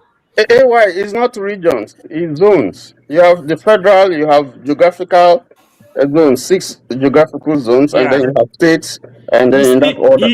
yeah, it's still the same thing. It's just like in India they call it union region or something like that. It's still the same idea though. All right. But I just hope they are deliberate about it. They are genuine. They really want to help the people. They are not thinking of how they want to loot more money. Then it's supposed to be a good program if they can be very fair with everybody. Thank you. All right, thank you. Executive producer, sure. Welcome. Yes, good evening, Rudolph, and good evening to other panelists and the chat section, and to those watching from across the world. From beautiful England, it's sunny today, so we're in a happier mood. Please forgive me if this does not make sense in the order that I'm going to discuss it, but I joined quickly because I saw that, it's turned into a bit of a debate, which is quite good for television, the Akara Gate. I think Uvier is right to an extent, and I think others on the people on the opposite side are also right. I think we just have to find the middle ground, or the way we probably explain it to one another is what's causing the issue. I think that the messenger does not help. The message itself might not be the issue. The messenger is a big issue. Most of us do not like her, don't like her family, don't like what she represents. So whatever she brings, already we're not interested, right? There are people in your family that will call you today, maybe not today, say 30 years ago, before you left Nigeria, 40 years ago, depending on when you left, and say to you, despite your education and all of that, to say, I'm thinking, do you want to start this small business? 2 people from your family. One, think of your family members, your uncles at the time that had small change. The one that you like and you trusted and you know that means well for you. If they call you and tell you to come and start one small business, let's use Akara as a generic business. There's a way you would accept it and know that, okay, this guy will put money behind it. He would support me through it. And you know that other one that calls you and says, come and start Akara, because that uncle or auntie has a bad reputation, stingy, only cares about their immediate family, you're thinking, oh, something your child won't do. You want me to come and be selling Akara. So I think the messenger, being Remi Tinubu, the Tinubu family, or this presidency, I don't think they mean well for Nigeria. So that was one of the problems. The second problem I see is the level from which it came. Talking about Akara selling should not come from the president's wife. That should be coming from the wives, not that they have an office, but local government, council, chairman, wives, because you're talking 50K empowerment. So that should be coming, at least they said there's local government autonomy. They're not giving them money, right? So you should be disbursing such money from that level. So the president's wife coming out to say, we've empowered people to sell Akara, corn, all these things, kuli. I think that doesn't help us well. It should not come from that level. It's too far for her to be talking about selling Akara. The optics is bad. This is the same woman that was giving cars to APC women leader and saying, register it in your name. You don't have to give it back. So when people look at that, coupled with the fact that the messenger, so people are thinking, so it's okay to give these other women, just because they're APC women leader, cars, and tell them, governors, commanding governors to give them cars. When it comes to us, we say, give them money for a car. So the optics and the level from which it came is bad. If you look at it, so my maternal grandmother was called Iyalakara. That was her name. She died in 1982. She gave birth to my dad in 1928. So she must have sold akara around that time. Late 20s, mid 20s. She stopped in the 40s. When her children went through school, could afford to take her away from that job. And they retired her, right? But with that akara that she was selling and whatever her husband was doing, they were able to train children through school. If your sole business is this level of akara Mrs. Tinubu is talking about, the chances of your child ending up like my father is zero. It's not slim, it's zero, dead. The level of akara, 50K, there's a place for it in the society. But then people could sell akara and still educate their children. The children had a chance. The child of an akara seller with 50K starting has zero chance in Nigeria of today. And it benefits people like the Tinubus. The less educated the population is, the better for them. So it might be intentional. I don't know. Also, what else was I going to say? Okay, yeah, I think those are the things I wanted to say. Rudolph, I know this is the first time you're hearing about it. I'm thinking of hosting a show. I don't know when it will be. You know my schedule, this is crazy. I'm thinking of hosting a show, it will be a weekday, not on a Saturday, to discuss issues and solutions. So I'm saying it to Rudolph for the first time in front of the whole world. It will be a show where you would only be allowed to come in. You would pick a topic, which one of Nigeria's main problems, and you would suggest your solutions. It doesn't mean it would work or it won't work. It's not a debate. If anybody interjects you, I'll kick them out. I won't have patience on that day. So Ovie would come and talk about whatever history, the role of World War II in today's world, and how we can navigate it as Africans. How can we, escape that trap? Forefathers will come and talk about insecurity. And we'll talk about his solutions. We know what it is, recruit. I can just play it in Tinubu's video. Do you understand? Someone like Forefathers' sidekick, what's his name? Jide, will come and talk about colonialism and neocolonialism and how to navigate it. So you would pick your own topic. Nobody's picking it for you. And as soon as you finish explaining what the problem is, then you suggest what you think can be done to solve that problem. So that's just something that I've had at the back of my mind. And on a lighter note, imagine you are Rice, R-I-C-E. Not the one that plays for Arsenal. Just Rice, the one we eat. Imagine you are Rice in Nigeria today. The relief that finally they're talking about beans. They're not sharing me. I'm not the solution to this problem now. They've finally now found beans, akara. Rice will just catch a break because before now, everything is rice. So, yep. So that's what I just thought to come and say, that everybody has a point. People that are angry, you can see where they're coming from. The reasons why they're probably angry about the akara business. And for someone like Ovie, there's a place for akara selling in the society. It's just that with the society that our leaders have built over the years, the chances of an akara seller with 50K, very slim, if not zero. But thank you. Dr. Damages, can I interject? I know I don't usually interject. Can I interject? Go ahead. Executive producer, have you been insulted? Have you ever been insulted in a way that normally the insult did not come directly, but you know that it is an insult? Has it ever happened to you before? That's why I said people are angry, because of the messenger. No. Leave the angry. Leave the angry. So, we know that there is an angry. Have you ever been insulted before? What is the insult? And you know that is an insult. This is an uncharted territory. Hold on. So let me give you an example. No, hold on. Let me give you an example. A lot of people went to school, maybe writing on the chalkboard or writing on a slate. Back in the days, I know that people wrote on a slate. Mr. James and myself. Yes, so maybe Mr. James or something. Now, we now came to a position where you have books and you have tablets. And more or less somebody is telling you, you know what, you should more or less, have passed, because there are slates all over the place. And more or less you should be a PhD holder, writing on slates. But when there are books and tablets that you can use, no one on this panel is saying that akara is bad. No one. My mom sold puff, sold bread. None on this panel. But what most of the people saying, probably apart from Ovie, I don't usually come for him, is that she is insulting Nigerians with the word of akara.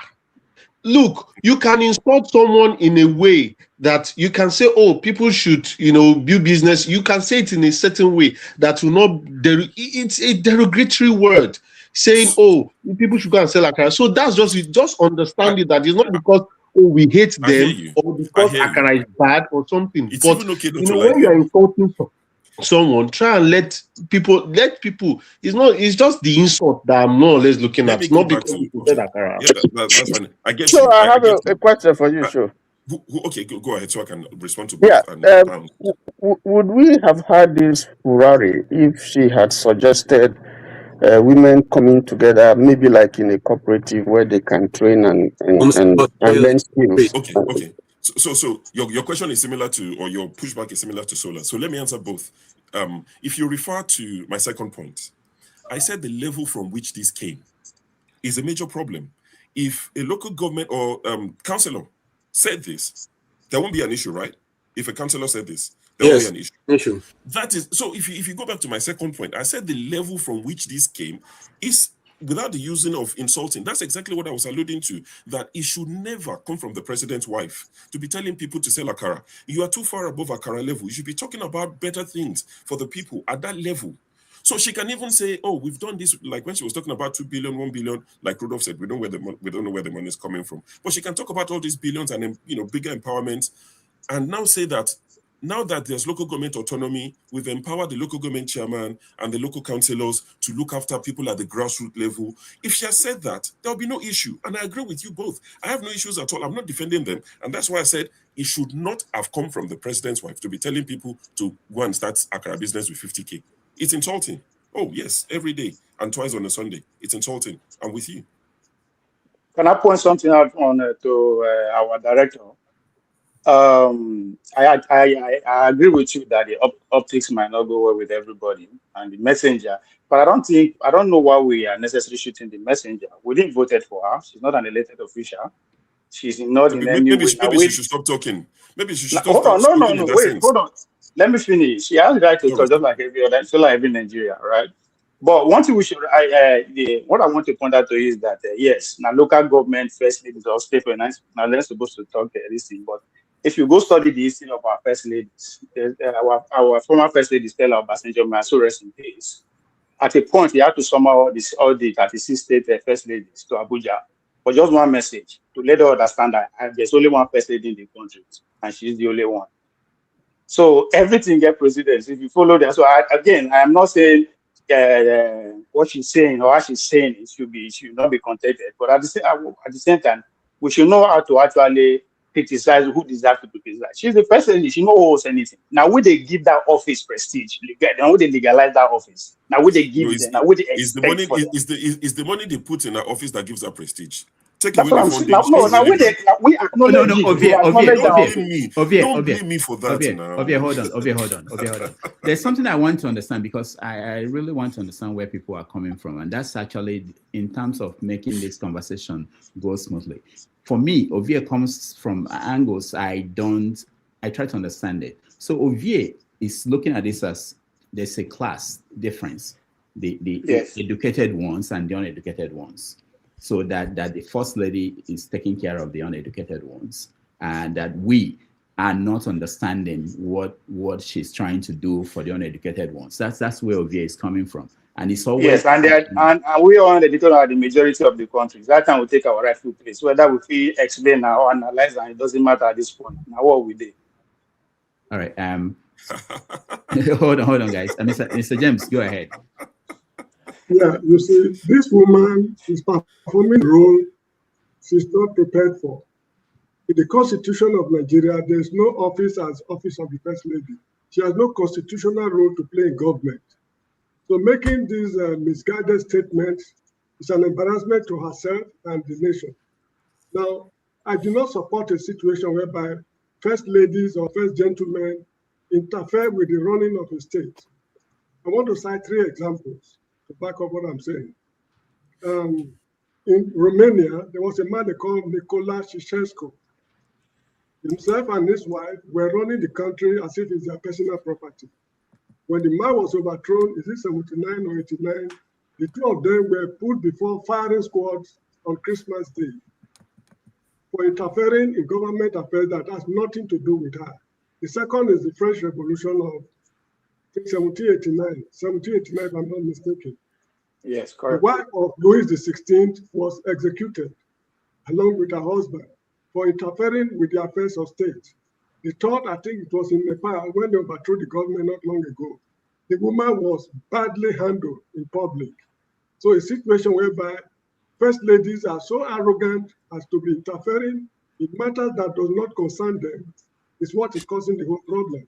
If she had put it in a refined way, commensurate with her status in society, it would have been acceptable. After all, personally, I don't think there's anything wrong with selling akara.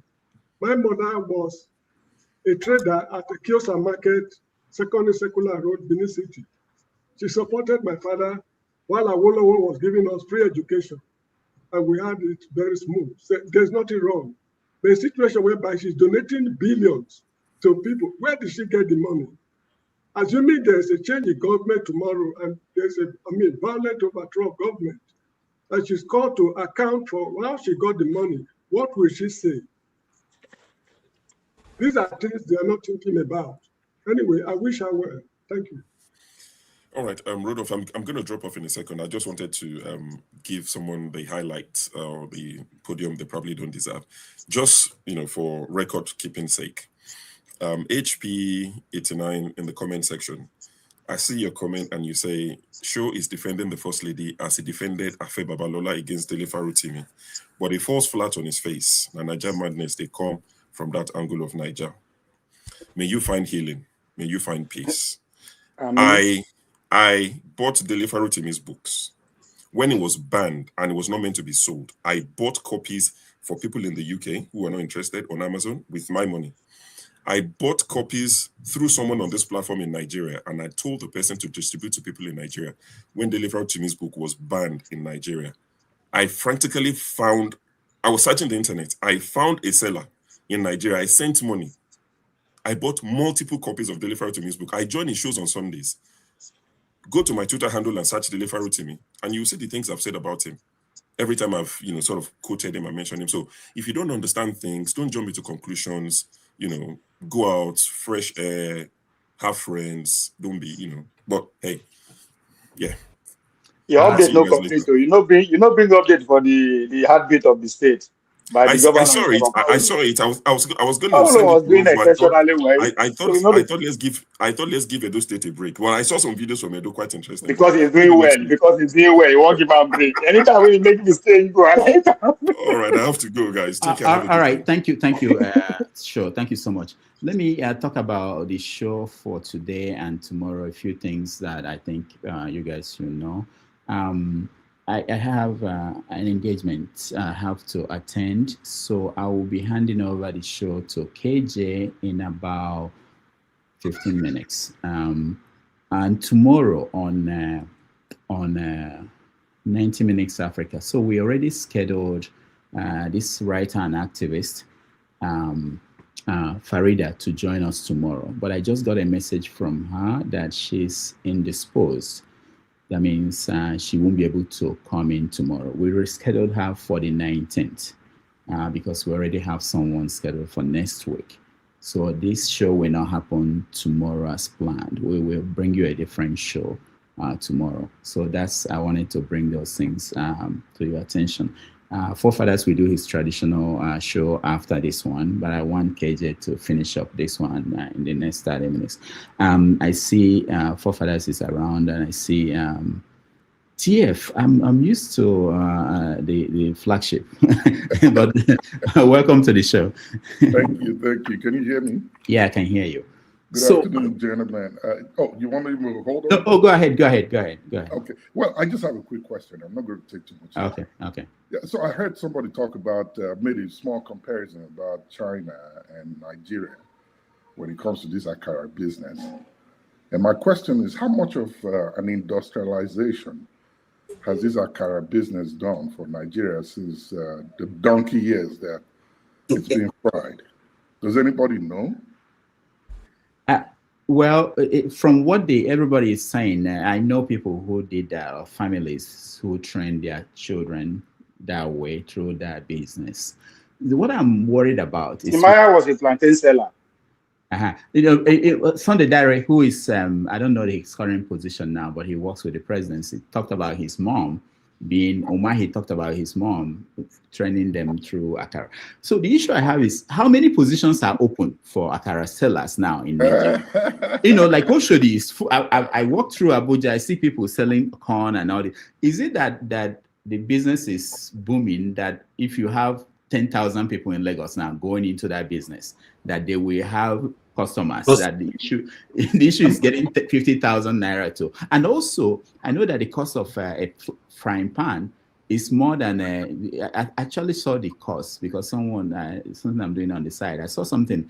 It's actually too expensive that with 50,000, you may not buy beans enough to do turnaround and oil, and it may not be enough, that 50,000. But the point is that I think it has its place, just like every venture, entrepreneur, business venture, anybody can start from the low level.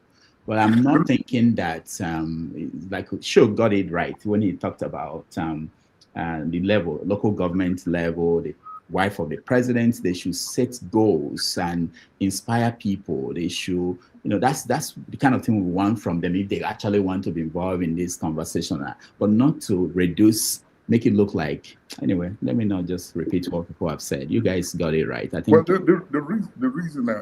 the reason I asked is the economic impact that it has had in Nigeria since it got. I remember when I started school, I went to Akara school. That's what they called it. Untakara. Yeah. I know what you mean. I did, but I never saw Akara, so it's been a long time that they've been talking about this. Yeah. But it seems not to be having any impact in the economy. And I think where the sad part for me is we still have these folks who are in the seat of leadership still thinking with dinosaur kind of mindset. It's sad, unfortunately. If you compare what goes on in China, there's this thing called dumpling. It's a local product in China, but I can buy it here in the US. It's manufactured in China. It's shipped abroad. You could sell it anywhere in other countries. At least it's making an impact. And the reason why is because the Chinese government invested in it. And the guy who spoke about regional or local production in China is right. But it's not left to the people. The government invested in it. There was technology that was put in it. They thought ahead of where they were many years ago. That's why I can buy Chinese dumpling in America. And I heard there is a goosey soup that is being shipped from China to Nigeria, even banga soup. So if you're telling your people to go do akara at the scale that it was done some 50 years ago, I think we're way behind time, and that's insulting. That's why I see the insult and the meaning of the virtue and capability of the Nigerian people. That's how I viewed it. It could have been said in a better way if the government meant to really make this a subject of conversation or something they want their people to do, to have brought it out to the public and say, how can we industrialize akara selling so the government can invest in it, and then we can have people get into the business and make good of it that would not only better the people that are invested in it, but also the economy. On a last note, the only good thing I've seen that a lot of people talk about in Nigeria now is that they are opening the Akara school. And to buy the form is 100,000 naira. And then it will cost you 500,000 naira to learn how to fry Akara. So we really need to, it's not a joke. What you are saying, is it for real? I heard it. I've been trying to ask people to please send me that form, perhaps. And I projected 5 years from now. I was prophesying 5 years from now. It's already happening. Moku know they listen to all these women. They see the future. But it doesn't make any sense. I think it's a joke. It's a big, big joke. We are in a time where if there was only one person that I know that did something that put them in the spotlight globally. There was a lady that made moi moi in Lagos, and she ended up at the White House when Obama was still there.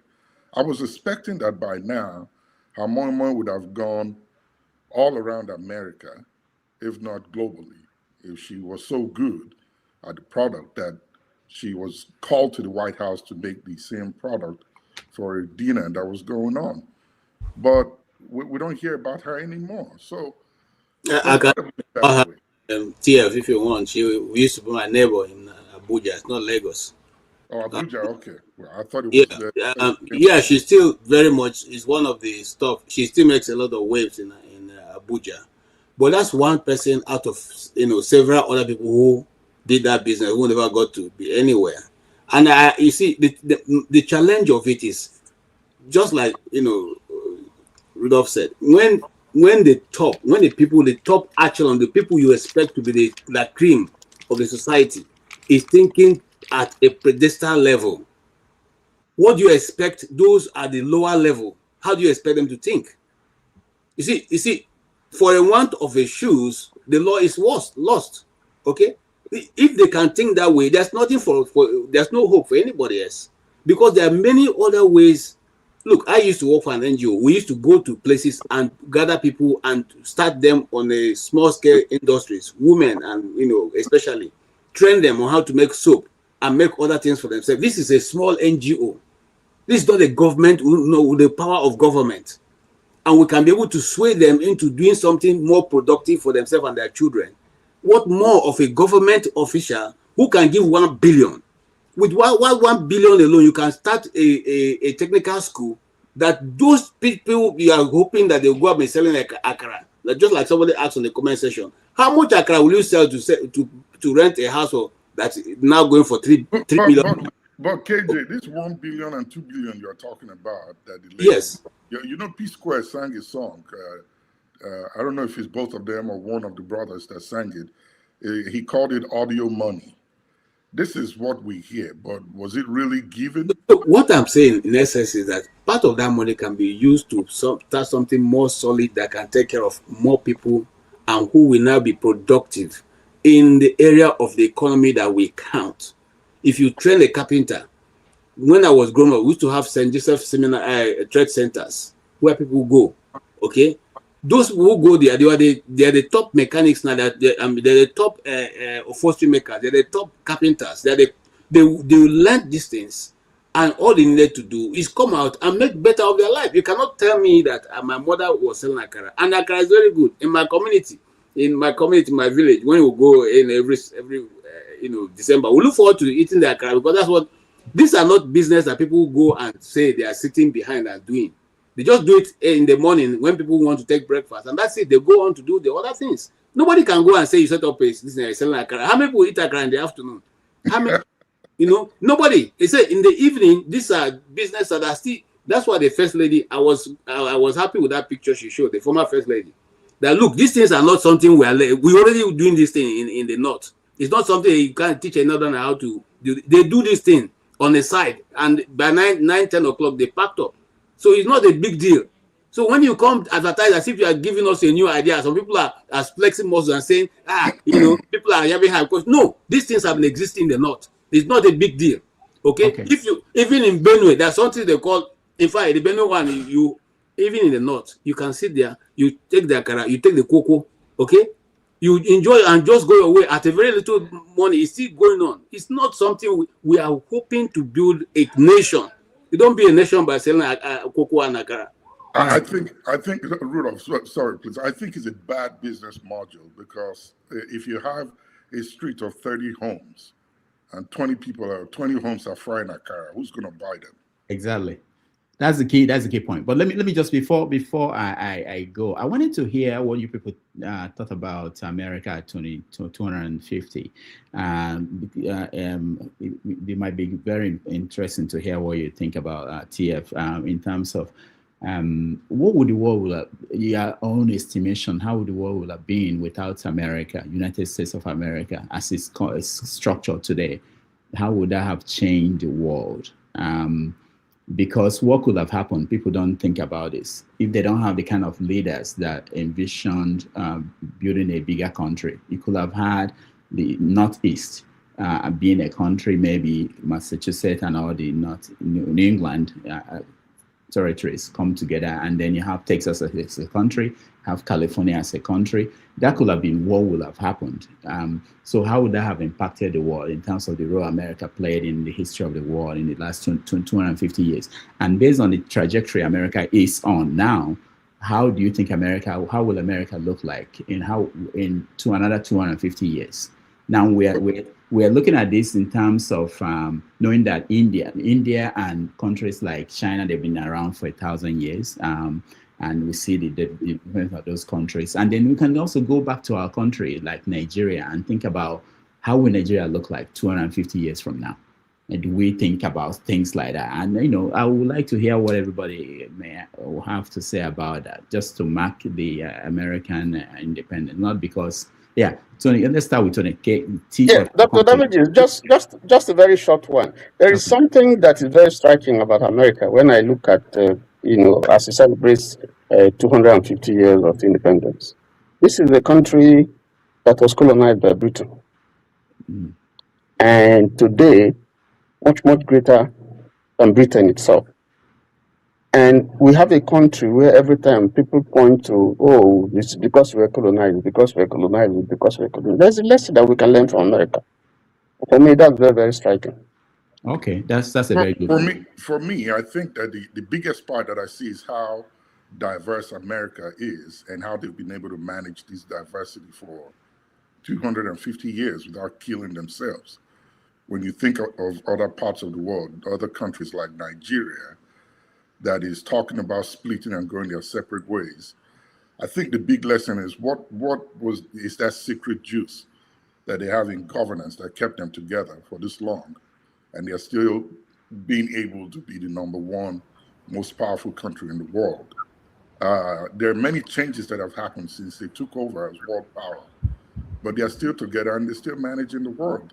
Now, how it's going to be 250 years from now, only time will tell. But with the changes that keep going on and the trajectory that they are heading on, they are facing right now, traveling on, it may lose that strength and that cementing power that keeps them together and puts them on top of the world.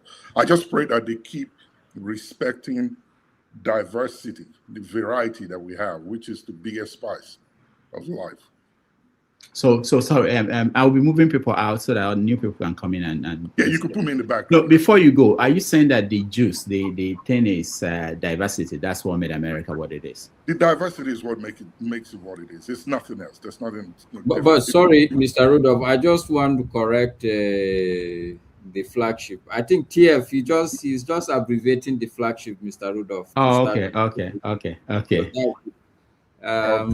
But I mean, you made a statement that without killing themselves. But I'm sure you are aware that America fought a civil war, or is it that you forgot about that one? Beyond that, we are 250 years today. And that the civil war is part of the changes that I'm talking about. That they were not able to split, and like Rudolph is saying, Texas is on its own, Louisiana is on its own, and the rest of the nation are on their own. It's that ability to recognize. No, I just want to put it on record that Americans kill themselves also, so that we will not be thinking we are different from them. But I just want to kill themselves. Anyway, I'm sure. Look, I get your point, and I'm sure you get my point. Anyway, but the point that they understand. Okay, flagship. Is what I'm talking about. I understand you, Master. So I'm sure we understood each other. But the point I'm making is, if are we able to see what makes us common more than what separates us? That's what America is doing. Point, I agree with you, flagship. I mean, America, whether you like it or not, there's diversity. There's going to be a separate argument whether the diversity, if you ask me personally, I believe that and Chris, I'm sure Chris would be very happy here. I believe that one of the core secrets of the US is because, forget about the diversity. If you go back and look at the 56 founding fathers of that country, they all almost were the same kind of people. Beyond that time, Masker, We are talking 250 years from now. Well, see, I'm agreeing My with great you. grandfather I'm wasn't here. agreeing with you that there is diversity and they are managing it well. Other people may not agree, but I will agree that they are managing their diversity. But I'm going beyond the current diversity. I'm saying that when you go back and look at the people, the nature of the people that set up the place, they are almost the same kind of people. So they build it up, and what has happened is that if you're coming, you must assimilate into that grand nature of the people. So, but anyway, sorry to bug in, but I just wanted to put it on All record. right. Can I say something? No, hold on, Chris. I just want to point out, Maska mentioned the people that died during the Civil War. Most people don't know 2.5% of American population, civilians, died during that Civil War. A lot of people compared to most countries and the Civil War of those countries. But there's something that Maska mentioned, I just want to put it on the table too, that beyond the leaders, the people that signed the Constitution and debated the Declaration of Independence, there was a philosophical thinking behind what they did. And there was a man called Thomas Paine who wrote the book called The Common Sense. So most of the people who sat down in that congregation and decided that they have to break away from the United States, they all believe in that philosophy in that book. So there's something they had in common. Unlike if you go to Africa and look at the people that fought for the independence of those African countries, sometimes they don't have an overarching philosophy other than let's kick out the white people and take control of the country. So they couldn't come and say, we don't want this. I played at the beginning of this show, the Declaration of Independence. I wish Nigerians would read it. If you read it, you'll be angry. You'll be angry at the people who are running your country. Africans are entirely. You feel like this was where these Americans were 250 years ago. They are seeing their rights being denied by the King George III of England, and that they decided we have to do something. It's exactly the same thing happening in most parts of Africa today under our own people leading the countries. One last thing, at the beginning of the show, I mentioned that on that day, the King George III wrote in his diary, nothing of importance happened today. That the day they declared independence, he made sure that he wrote in his diary that nothing of importance. And 250 years after, we know that it was something big that happened that day. All right, you're raising your hand, Chris. Yes, this is what I actually wanted to talk about. Okay. America is a success of where you have diversity. And when you say diversity is your strength, that's one success. And why is that so? Because there is hybridization.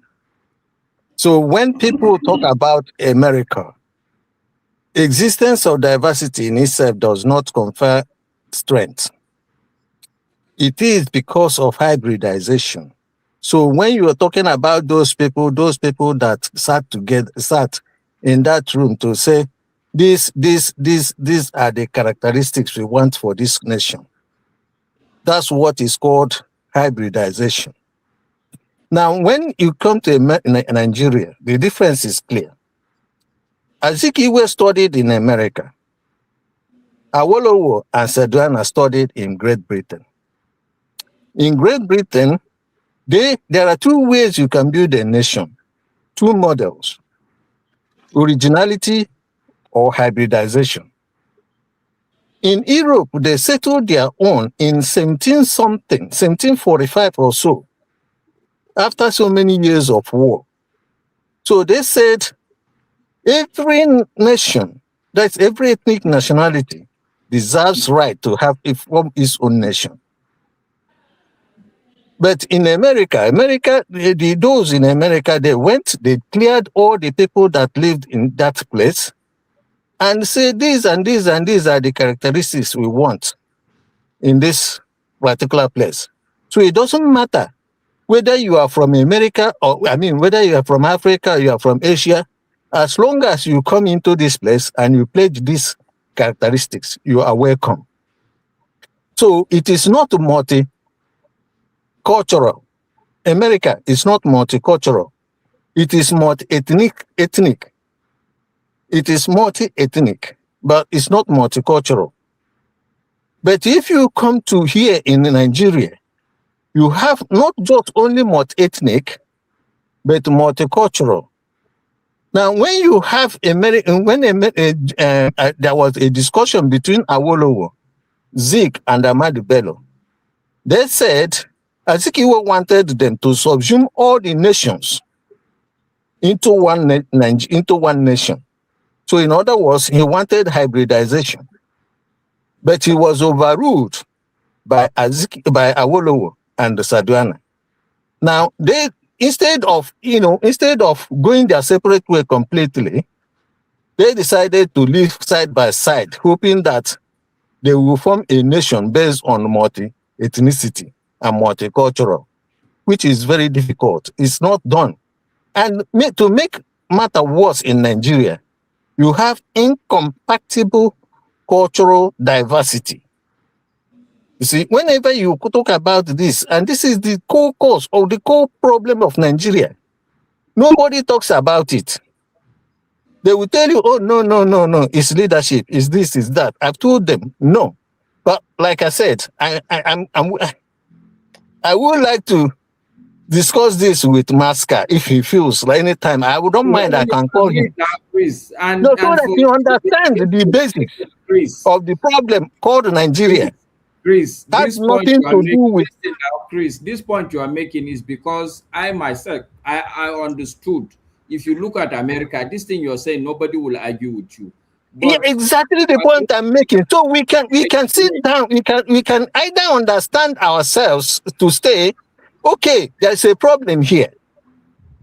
We can now go back and say, okay, well, if three people cannot agree to form a country or to form a nation, then how can millions agree in forming a nation? So, in other words, I state to you, there are two ways you can form a nation: originality and hybridization.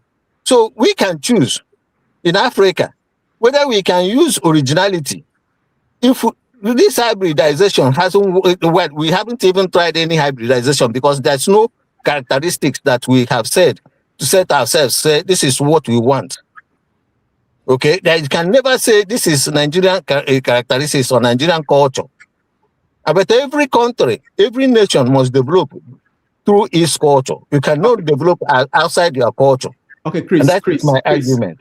Chris, this is a very important conversation, but we can't do it today because the way we structure Saturday's show, we have topics to touch on and we have to get to everybody to weigh. But I promise you, if Masca will debate you, we can arrange that. But also, I want you to think about this. You don't live in America. We who live in America, we've looked at this country and we know that the idea that America is a melting pot, which is what you are alluding to, is not true. Okay, there are two things happening here now. Most people now describe America as a salad bar. They are in the same place, but they are not mixing. So if you come to America, unless you live here, you know that people still live in their different enclaves. People are not together. There might be few people in the cities, but people still, to a large extent, they live that way. And also, the difference between America and Nigeria and other African countries, you can say, is that you know, in Nigeria, we have Igbo, Yoruba, Efik. They were there, and then they were brought together, and they were told that you are a country.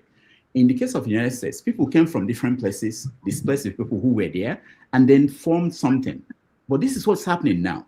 Those that came many years ago are beginning to think that they are original ethnic group, and they are beginning to push away people who are coming newly.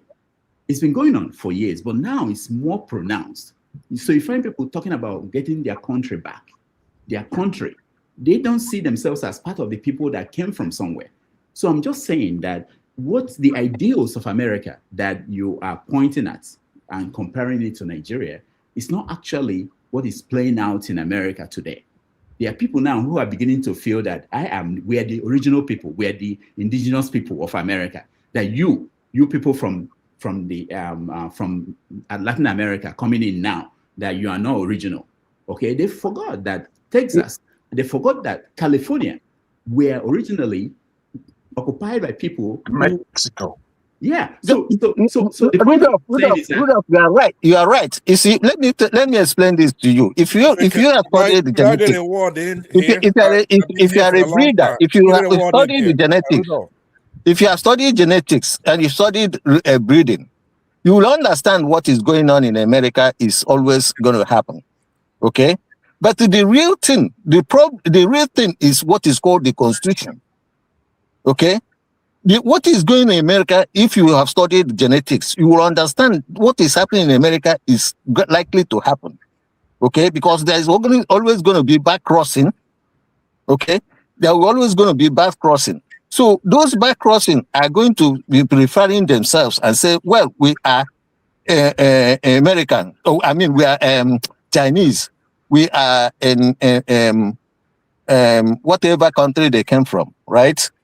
But what it is, the main core is the Constitution. Okay, is that Constitution that recently Trump wanted to do away with birthright, right? But the Constitution, struck it down. So that Constitution, that early Constitution, is the main core. You see, that is what I'm trying to say. That is what is called hybridization in characteristics. When you pick up something, you say, these are what we are looking up to. It's a program. It is not something, it's a program. You select. All right. So Chris, it is called selection. We are going to have this conversation.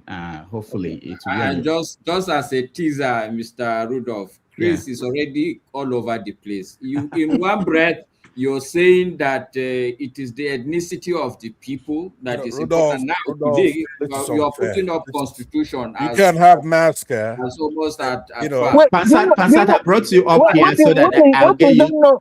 What you don't know is that Constitution derives from culture. I believe that you Constitution derives from culture. Okay, Chris. You understand? Constitution derives from culture. Okay, Chris, hold on. We're going to end this. Pansat, I'm being nice to you. I brought you up because I want to hear from you, but you won't even have the patience so that we can get to you. You're testing my patience, right? Okay. If I'm testing it, then I'll test it more.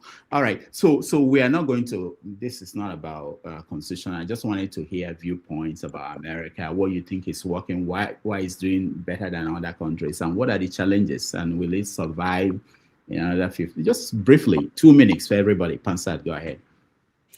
Thank you very much. Let me say hello to everybody who's on the platform and those who are listening to us and those in that comment section as well. I believe that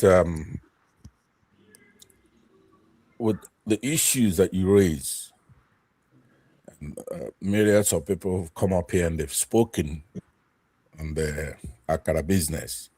I kept listening to see if somebody would link it to history, to literature, Rudolph. Because, I remember, I recall maybe 2 weeks ago, I was on this platform, you were talking about reincarnation, somebody had been on your show. And you would almost think that Mary Antoinette is a reincarnation of Mrs. Tinubu. And there's a famous legendary quote that goes, let them eat cake. I don't know if anybody's heard that. Let them eat cake. It's attributed to Marie Antoinette. If we have time, I would talk about it. She didn't say that, but it's attributed to her, but she didn't. Right. It's misappropriation, right? From Rousseau. I'm gonna get to that literature. No, don't go into details. We don't have time. We have 2 minutes. I'm trying to elucidate literature history. You we are not today. You want to tamper me down. We do it on 1 minute already. You've been here. Hold on now. You've been here for hours. If you guys take over our shows, we'll be happy. Just don't take over our land. Masker, tell your people, take Rudolph's show, but don't take our when it comes to land matters. Don't take our forests and don't kill us. Minority, they have little or no land. All has been eroded, so don't go there. Don't talk land. Just talk literature. I hear you. I don't come here to play. I know you want to play around. If you want me to play, don't kill our people, right? I can't come here laughing when you're in a forest killing our people. I'm not gonna laugh. So, like I was saying, in reality, like Rudolph was saying, it's even more appropriately attributed to Jean-Jacques Rousseau. I'm sure everybody knows about Rousseau's Confession in 1770, right? The great princess, upon hearing that peasants had no bread, suggested that they eat some kind of a rich egg-based pastry, just like akara. So I'm thinking these people, these evil leaders and their wives, they call them queen in the past, they're reincarnation. They keep coming back. But unless you're able to identify these witches and say, here it is again, it's come back again. Rudolph, this is where you would have used all that stuff that you get from your people here. For Nigerians to see that woman show that obliviousness, hearing that people are starving, and they say, let them eat cake, let them fry akara. There's nothing more poignant than that, right? So we try to go on into the 2 minutes that you attribute for talking about the independence related something. Let me go ahead and I want you people to go ahead and read the literature and the history of the significance of that statement made by that woman, right? It's very significant. It means a lot. It's already been trashed out by every civilization. But anyway, now in the case of, Rudolph, there's one service you do to us here who are in the United States. I'm not going to talk about the service you do to us who are Southeasterners, right? Let's talk about those now. All of us who are here in the United States. They say, well, you portray us. We are the United States, right? I don't know what you go through there in New York, but here in the American technologies that everybody uses today, Apple, Microsoft, Google, YouTube, Facebook, Instagram, Twitter, X, LinkedIn, Reddit, right? Messenger, WhatsApp, OpenAI, they have them in China too, their own technology. Yeah, just let me today, which is American independence, let's just give America its credit, its due. We're here in the United States, which is something, I don't know, do you have to know where you are, Rudolph? I call you sometime, I say, Rudolph, you're a journalist. People who come here who are supposed to be your guests should be happy to be calling you to be on your show. You're an Igbo man. People like Masca should be looking up to you as an Igbo man. What does that have to do with? Let me tell you what it has. Let me tell you. You have to know who you are. You are in the United States. Let me land. You've been talking all day. Let me land. Pansa, this is the problem. You have 2 minutes to talk about America, and you went to Masca and Rudolph. I don't know what has to do with America. What is your view about in 1 minute? Let me tell you. 1 minute. Don't quote. Yeah. Okay, so there's something that irks you. You don't want me to talk. No, we don't have time. We don't have time. Pansat, I offered you debates. You don't want to debate when you have 3 hours to debate anything, talk anything. You don't want that. Why do you want me to give you the time when we're discussing? There are people waiting. They've not said a word today, and I want to hear from them. Okay. I believe that at least I don't see him. Yeah, Chris spoke with as much time as he may consume, right? And so many others. They were here talking 3 times. They came at the beginning before we started. Okay. Pansat, we're done. We're done with you. We are going to go to forefathers. Let me do this to you. Let me do this to you. Okay. Let me do this. Pansat, I'm going to kick you out. Here it is. I didn't kick him out. Actually, somebody did. There are more powerful people than me here. I didn't kick him out, but that's okay. I really have to go. That's why I'm rushing. I know that this conversation will continue to go on, and I really wish I could be here for the whole day and even the next one. Forefathers, let me hear from you before anything. Go ahead. Yeah, thank you. Greetings, Dr. Damages. Greetings to all the panelists, the chat, and to the viewers. Yeah, about the Akara business, I just wanted to comment something about that quickly. My issue with the comment was that one, this is people. It came across as if they don't have ambition for their own people, and it's almost like something somebody can announce in 1919 and it will still fall in place. But we are talking about an age of AI, quantum computing, and different stuff. And the president's wife comes out and talks about women making akara, not to scale up akara manufacturing so that we can export it overseas. No, just to fry akara on the road. And I see that, and I'm beginning to believe that Nigerians at the top see these things in the same way. Because I saw a lady that was on this. She's a billionaire, according to what they said. She was talking about how diasporans can come and invest in Nigeria. Then she said she doesn't understand why people complain that Nigerians are going overseas. That if they want 50 million, we will send them 50 million. And when the person that posted it and I commented on it, that is a very wrong-headed thinking. The guy was like, yeah, they're making money. Now, you see, it's a good thing because that's what India is doing. I said, have you looked at India and China? Have you seen the difference between them? That is holding India back, if anything. They can't keep giving your people away. That you would think by now would have learned that lesson from slavery. Because there is something about our government that don't value us. And maybe we too, at the top, don't value life. I've always said that we have an anti-life culture whereby we export human beings to go and serve other people. For some weird reason, we don't see that those human beings are useful for us. And the way she came across saying those sort of things, I think it ties into all the rise. I saw a video where they were giving meat even. They treat us as if we are like a slave race or something beneath civilization.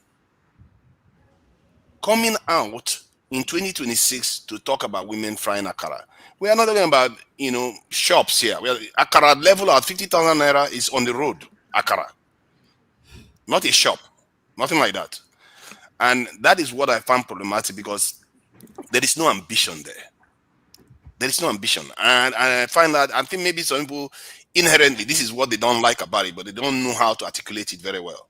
There's something about it that is unseemly, and our leaders are always like that. This is why your president can go and change your national anthem to that of a British woman in a country where we export music. They don't see us as anything. Why are our people like this? I struggle with it. And to be fair, the person I was speaking to about this at least took correction because he never saw that sending your people overseas like that is a bad thing. And one other thing I saw in Nigeria, because I normally use YouTube premium account, so I don't see adverts. I don't see adverts at all. But because I'm in Nigeria, the YouTube decided that I'm an eloper, so they are not going to give me the premium service anymore. So I started seeing adverts. And every day, every time, they are advertising for our youths to go overseas to them. They are indoctrinating our youths not to serve their country. And I don't understand how our people allow this to happen. They think that is going to lead us to progress. It's not going to lead us to progress. All your children, they will be looking at how they're going to go overseas and go and serve them. And when the place that they are serving is gaining far more from them than you will ever gain from remittance. But we don't know that because somehow we bought into that stupid mindset where it's, hold on. Forefathers, hold on. Who are the people advertising this you're talking about? We can't hear you anymore. Maybe sorry. Different people from Canada, from Norway, different countries. They will say some of them through education, through a program to come and work, all kinds of stuff. Some of them you don't even have to write an exam. They are indoctrinating them to travel overseas. It's like continuously. This is one. Do you know? This is one of the methods I thought we as a people from this panel, if we put resources together, we can advertise to Nigerians on how to change the country. But these other people are doing it to steal all our minds to their country constantly. And this is something I don't know why nobody picked up on this, because when I saw it, that was in a way I shouldn't be surprised. And our leaders allow it to happen. Look at North Korea, look at China that don't allow all this nonsense to happen. They have more progress than we do because we sell all our minds into service of foreigners. But that is one side. About America, what I see in America that is actually positive is their ability to get their citizens to buy into their narrative and their so-called American dream. The reason why that is powerful is because it doesn't matter whether it is true. It's whether you can convince people to believe it. Clearly, the American dream is unreal. Clearly, a lot of people are underclasses that don't have a lot of privilege, but they do sell it strongly that many of us will go there and happily serve them with all our might. And America is very, very good at that. I have to give America credit for that. Maybe because they have a lot of resources. And I also like the fact that they take their security very, very seriously. Not the gun culture though, but they do take their they do take external security very seriously, other than gun culture. But if I'm to advise America today, I've said it before, they need war counseling, but they will not listen to me. But my fear for America is that the future is very, very bleak for America. The direction they are going, demographic shift that is happening, and the fact that America as a hegemon is facing serious challenge around the world. And America will respond. And this war in Iran is not going to end quietly.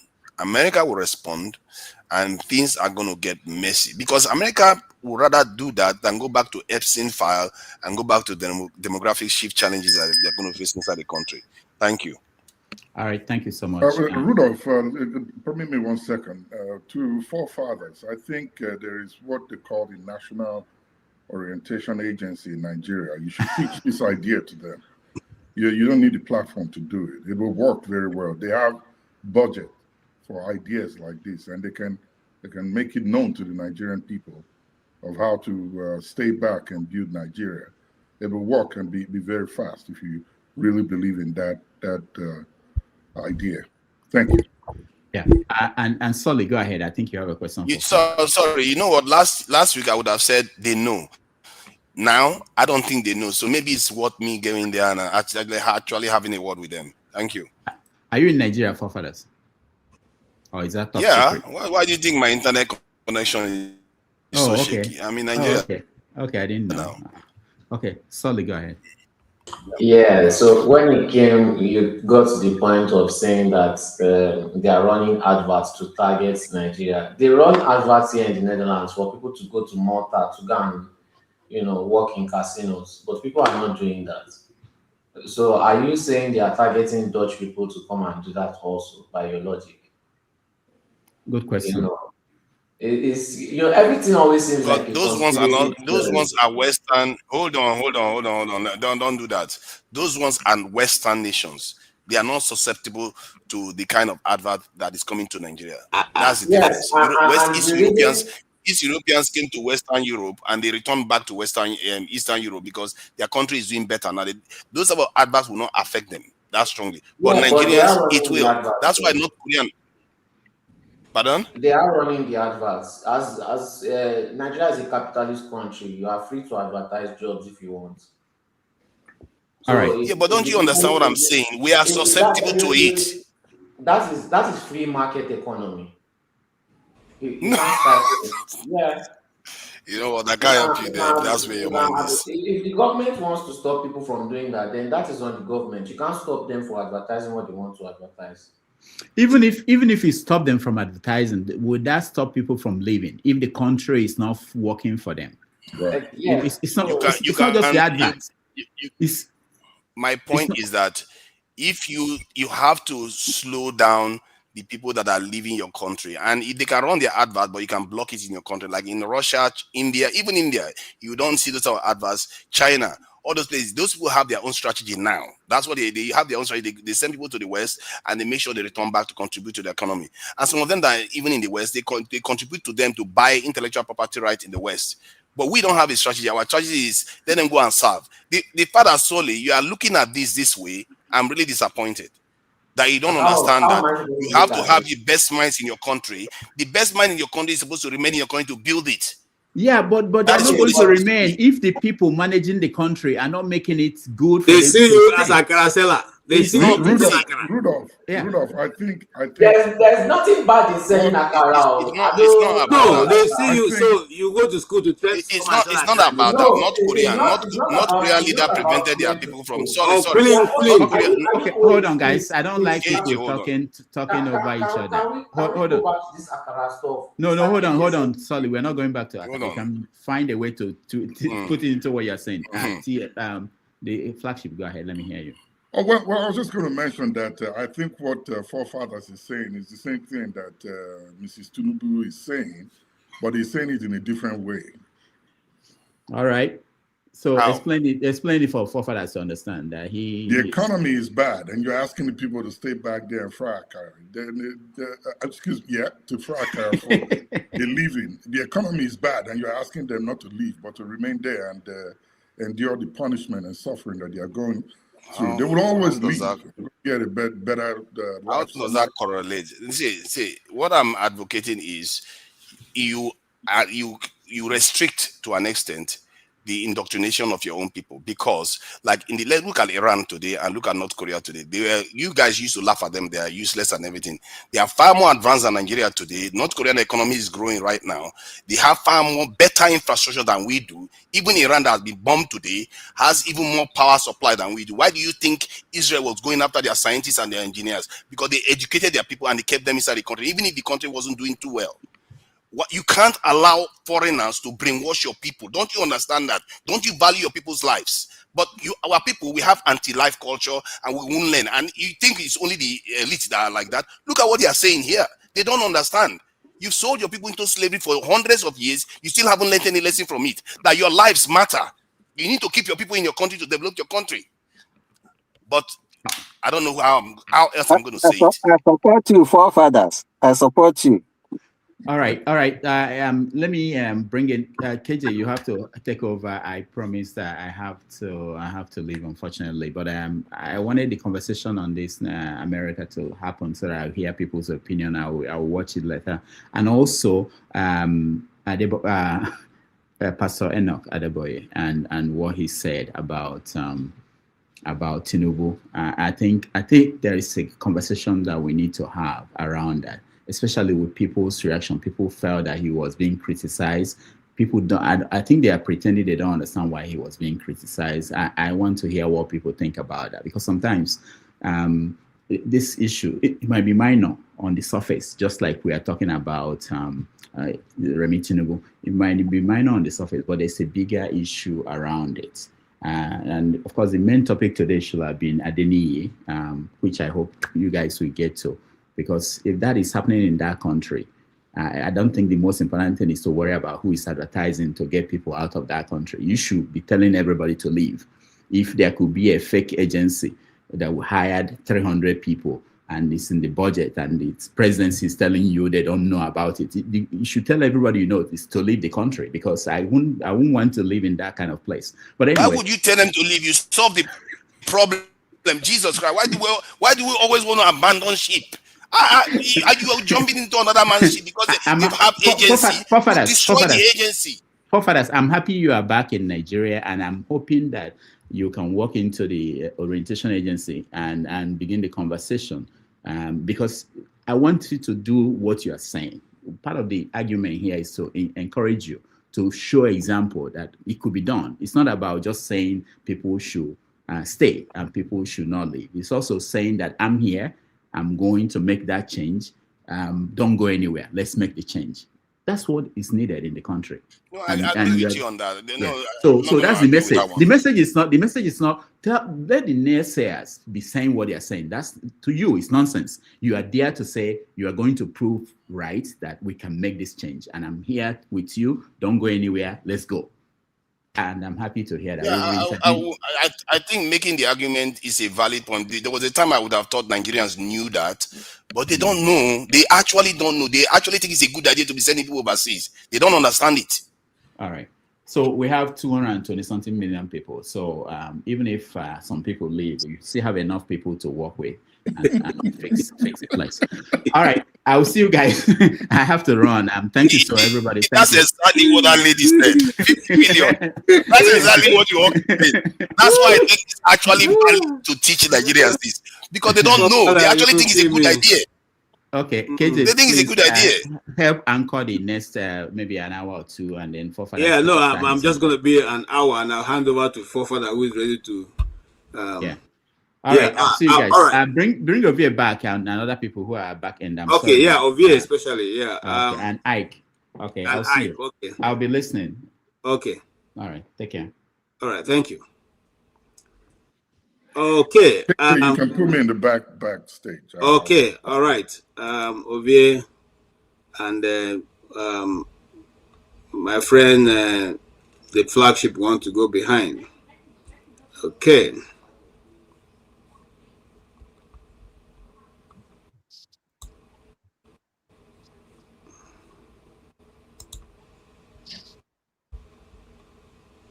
Yeah, Soli, you have your hands up. I've not been said anything. You have your hands up.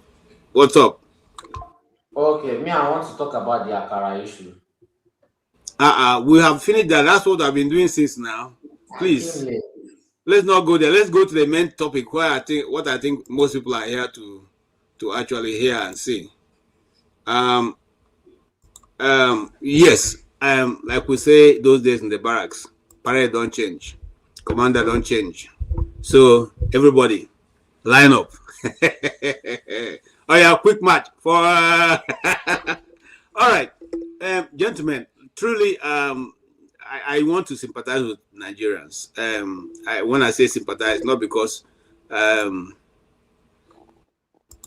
any other, except the fact that a lot of things are happening, and let's not just go there. Let's go straight to this. Let's just play that video. I will refresh everybody's mind, and then Rudolph has signed that, and the whole thing has followed him. Oh my God. Okay, sure. If you are behind me, if you are listening to me, can you put back Adeni's video so we can have a bite at it? All right. You early. Sometimes in 2025, there was a man who was said to have infiltrated the federal secretariat, the presidency, and giving himself an opportunity to become one of the special assistant and a DG to a ministry, a parastatal under the presidency, and all that blew up.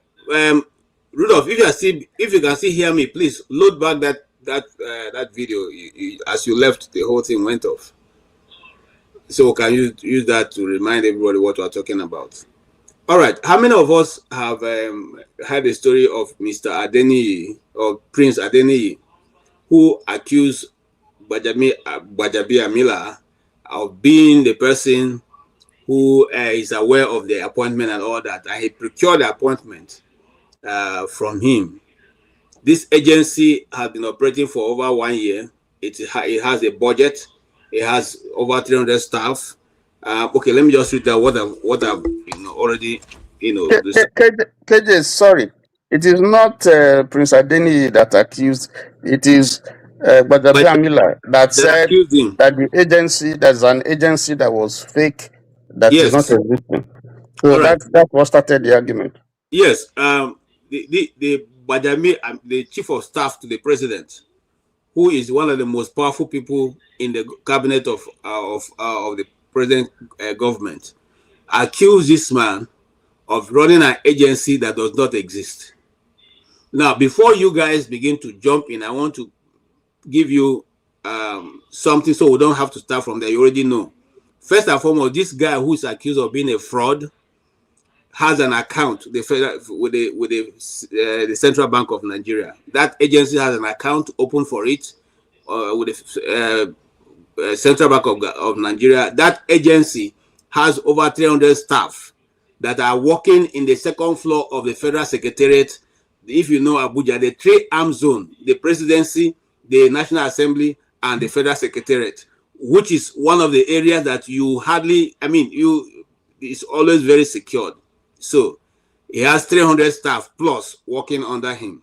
He has an office in that place, which is the Federal Secretariat. You don't get an office in the Federal Secretariat if you are not a government staff, or that office is also allocated only to you through the Secretary of the Federal Government, who allocates that office. This man has done collaboration with the EFCC, the chairman of EFCC, for which they even gave him an award, or he gave them an award. This guy has also, now this is where the problem started coming afresh. He now veered into foreign affairs, holding meetings with ambassadors and trying to conduct some international businesses on behalf of Nigeria. This man is also has police orderly assigned to him. This man is also has, now this is a very important one. His fake, as they say, agency has a budgeting code. In other words, for you to have a budgeting code means that you're legit. Because not IKJ can get budgeting code, no matter how important my company is. So for you to have a budgeting code means that you are totally in alignment or recognized by the presidency. Now here's the where I will hush. The presidency has a handbook where all the agencies' names and who head them is there. So if you are a chief of staff, or if you are working in the presidency under that office of the chief of staff, you must have those so that you're able to identify who comes and who goes. And when they come, you'll be able to say, this is this person, this is that person. Okay. All this was in play until Mr. Bajabi Amila said this man was a fake. And they now accuse him of all what I've told you. And now this has been blown open. It first was flagged off or discovered in 2025. 1 year after, that office is still running, and this is coming up afresh today. The question that you will be asking is, and I have asked myself severally, I haven't known how government work. I know it's not possible for him alone to have done all this. But the important thing is that the man who helped to secure this appointment within him and Badabi Amila died in a fire incident once this news broke up. At least before this news broke off, the man died mysteriously in a fire incident. Allegedly. Allegedly. So right now, nobody apart from his word and this other guy can actually tell us what is going on. Ladies and gentlemen, this is the Nigeria that we are in today. Know ye also that the presidency is the highest point of office in Nigeria. And that's why. And things are supposed to be done. If you have ever asked yourself, why are people addressed as your excellency? It means that at the point where they are, things must be at an excellent level. Nothing is taken for granted. Everything is searched through and researched and researched and researched. Yet these guys have operated to this level. Now the floor is open. And I called Mr. Tony. He has worked in these levels. So let's know whether is that the way people used to do this thing. How many agencies are out there that we don't know that are operating like masquerade? Well, KJ, this is one of the American wonders that we see in Nigeria. You know, there's so many of them, and this may well just be one of those cases that is being exposed. There probably will be many of this sort. Now, the optics is not good. You don't need anybody to be schooled to understand that there is something amiss. First of all, you have given some of the facts. Before any parastatal gets appropriation, it will go through debates and screening. First, it will go through the Senate, the appropriation committee, and then they will make their submissions. They will come before the whole House, the Senate floor, and they will debate it. The same thing with the House, and they would approve, and it will go to the chief of staff to the president for accent. So we know that this parastatal, which doesn't exist, has a vote, a provision, for the financial year 2026. Even after someone had flagged, said that there's a fake parastatal that is operating. Yet it was approved, it was signed, it had an account, it has a TSA account, has a domiciliary account in the central bank. The officers in the central bank could not detect, because there are two issues. First of all, it was that it doesn't exist, and then some spokesperson of the president came to say it is fake. So all these processes could not be detected by the Senate. The central bank couldn't detect it. The SGF couldn't detect it. They have an office, they have furniture, they have cars, is on Twitter, is on Instagram, is conducting adverts, it has the ambassadorial engagements, travel abroad with the money that is appropriated, has 34 accounts in commercial banks, met the accountant general is aware because the process has to go through the accountant general of the federation.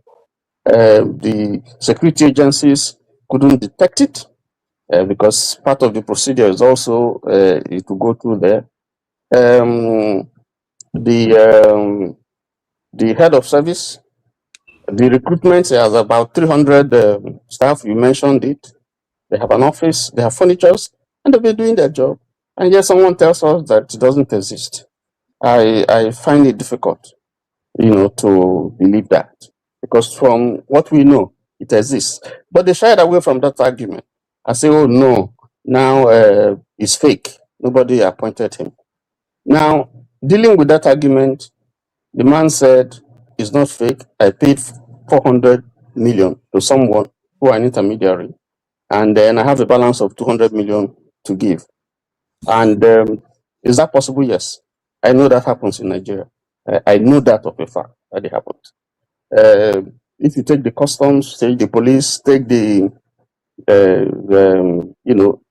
immigrations and so on. Sometimes for you to get a very favorable posting where you'll be getting something into your pocket outside your pay, you have to settle some people and they put you at choice position. Let me tell you something here that I know personally, and I'm going to be very, very factual. If you go to Alausa, the gate from where His Excellency, when I was there, the gate from where the Excellency comes in, one of the choice areas is to be posted at the gate if you're a police person. Because most of the time when the Excellency passes, he drops something. So that is you are guaranteed if you are there that at least every day or every week, by the time things are shared, something will do your pocket. I tell you a case that I know. Someone who used to be who used to be a friend, used to, because that's many years ago, who was removed from the post and who His Excellency knows at the time. And His Excellency was coming and he didn't see the guy. And he said, and he called, so where is this guy? They said, no, they deployed him to somewhere else. Excellency said, no, I want to be seeing him there. They should bring him back. Wherever he is, they should bring him back. Put him back there. Because, he wasn't delivering. They didn't know his connection. He wasn't delivering to anybody. He was there because someone who just liked him. Just put him there, say, I want to be seeing you there. So it happens. You give people, you pay some money and you get a good post. So if that accusation was made, I'm not saying that money was given to, but I'm saying that those things happen. That's the point I'm trying to establish. Now, in all this argument, that has not been interrogated. Was the money given? Is it true? Secondly, the person who was said to be the middleman, the go-between, who did this, mysteriously has died. And the police went there after 5 days in a hotel where they say he was staying, and they say the guy has died, by fire. I think we need an independent investigation and the forensics to be done. We need to see the CCTV. We need to see who came in there at that time, whichever day that he died. We need to know people who are going and coming in there. We need to see, do some fingerprinting. We need to see the cause of death, the autopsy report.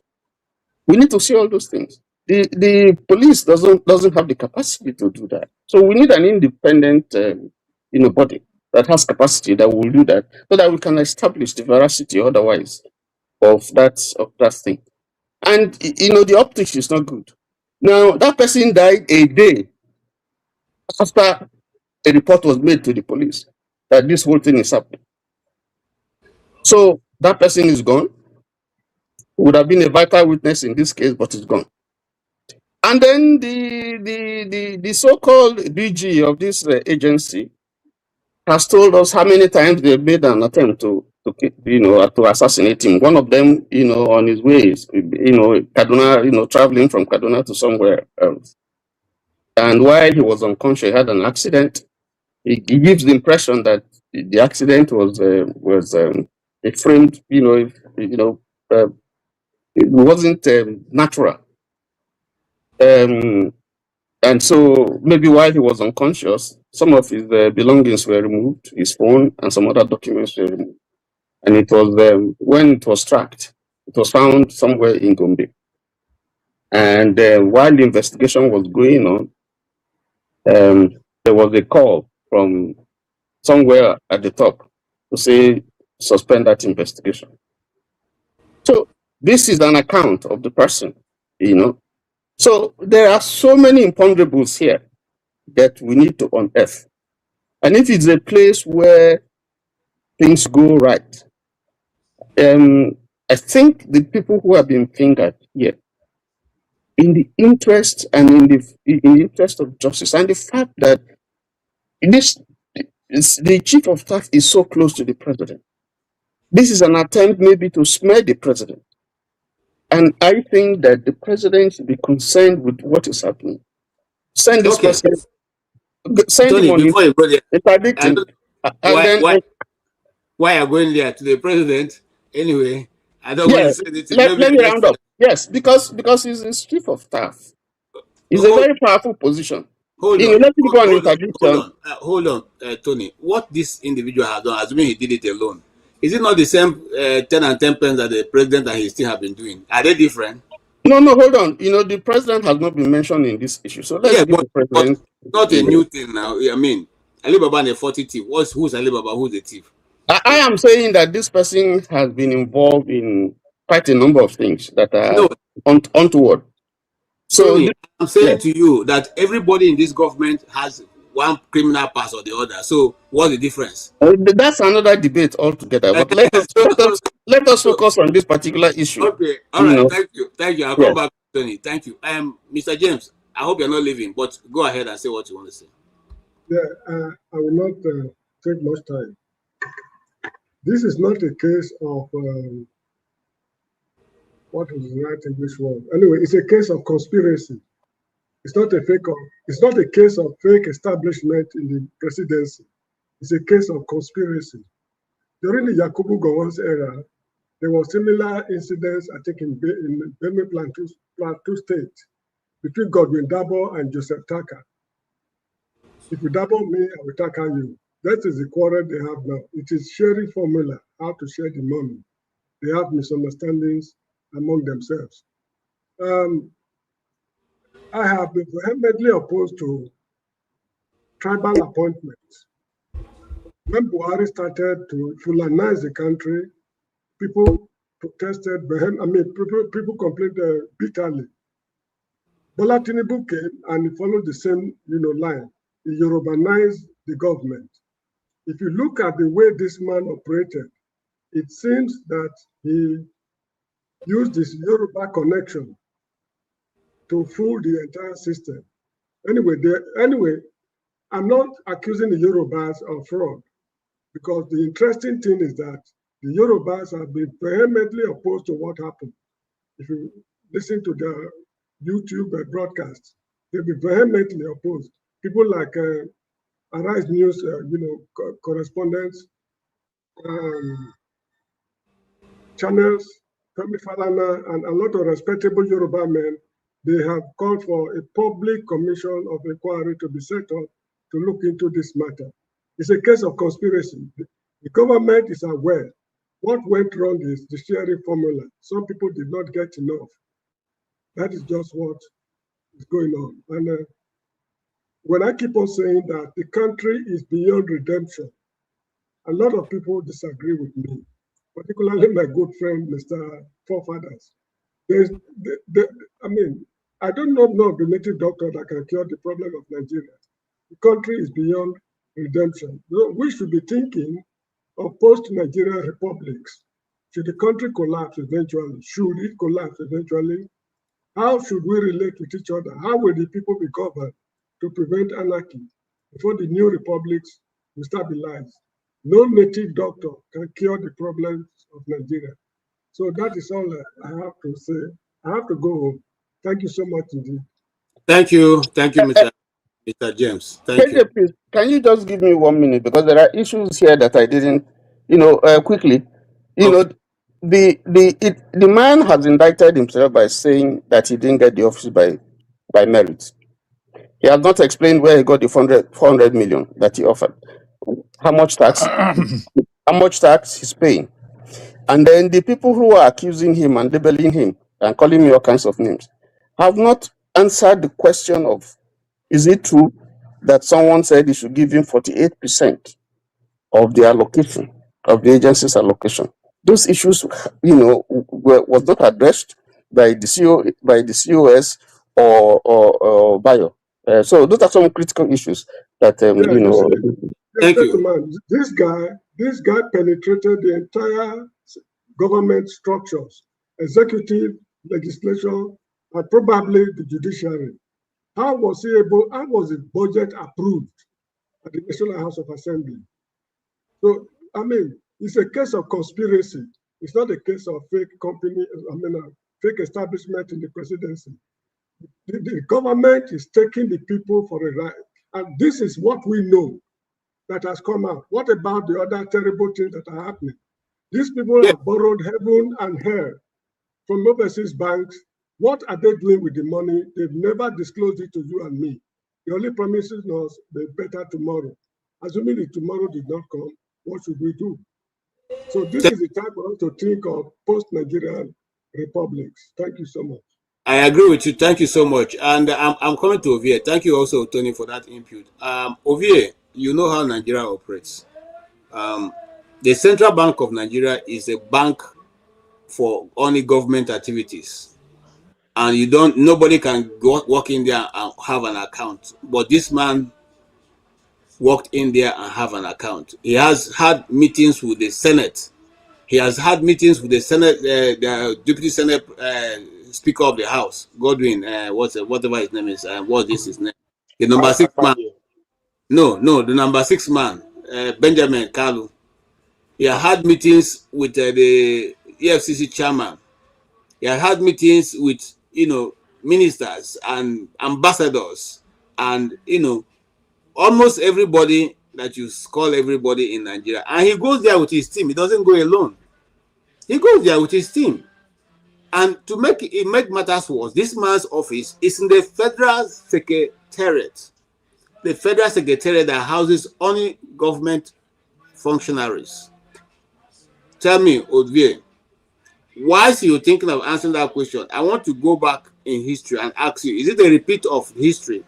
Because in 1989, Augustus Ihomo was also involved in this kind of scandal with one Mohammed Bashir, who accused him of asking for 40% of the total cost of the budget of what the I can't remember the name of the oil firm now, that the Pan African oil something.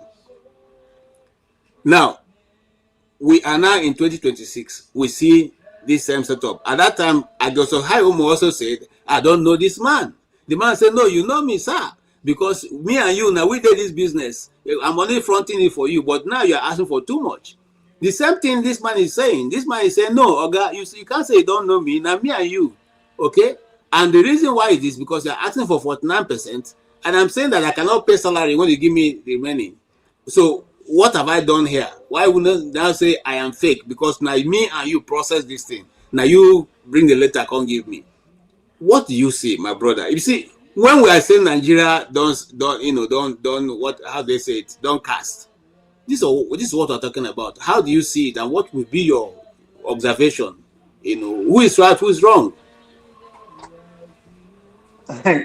In that of the 70 you give, I would say Akim Yabi Aihomo was the name of that Yes, Yeah, he's right. He's right because he's from my state, so it cannot be wrong. So sorry, Ovie. Yes. Sorry. I want to add, KJ, please. I have yogurt with me. Can I take my yogurt while I listen? Please go ahead. No. That's organic. We don't want to see organic. So Ikomo is right because he's from my state. We're always right. So, but I think what is playing out is if they, I mean, I wanted to say if they succeed, but I think they've already succeeded. It's a clever move by the Tinubu administration. And I'm saying that because what is happening is obvious. This is a special purpose vehicle or a special purpose entity set up to siphon money. So what the Tinubu administration is trying to do is trying to pull up what in politics we call a limited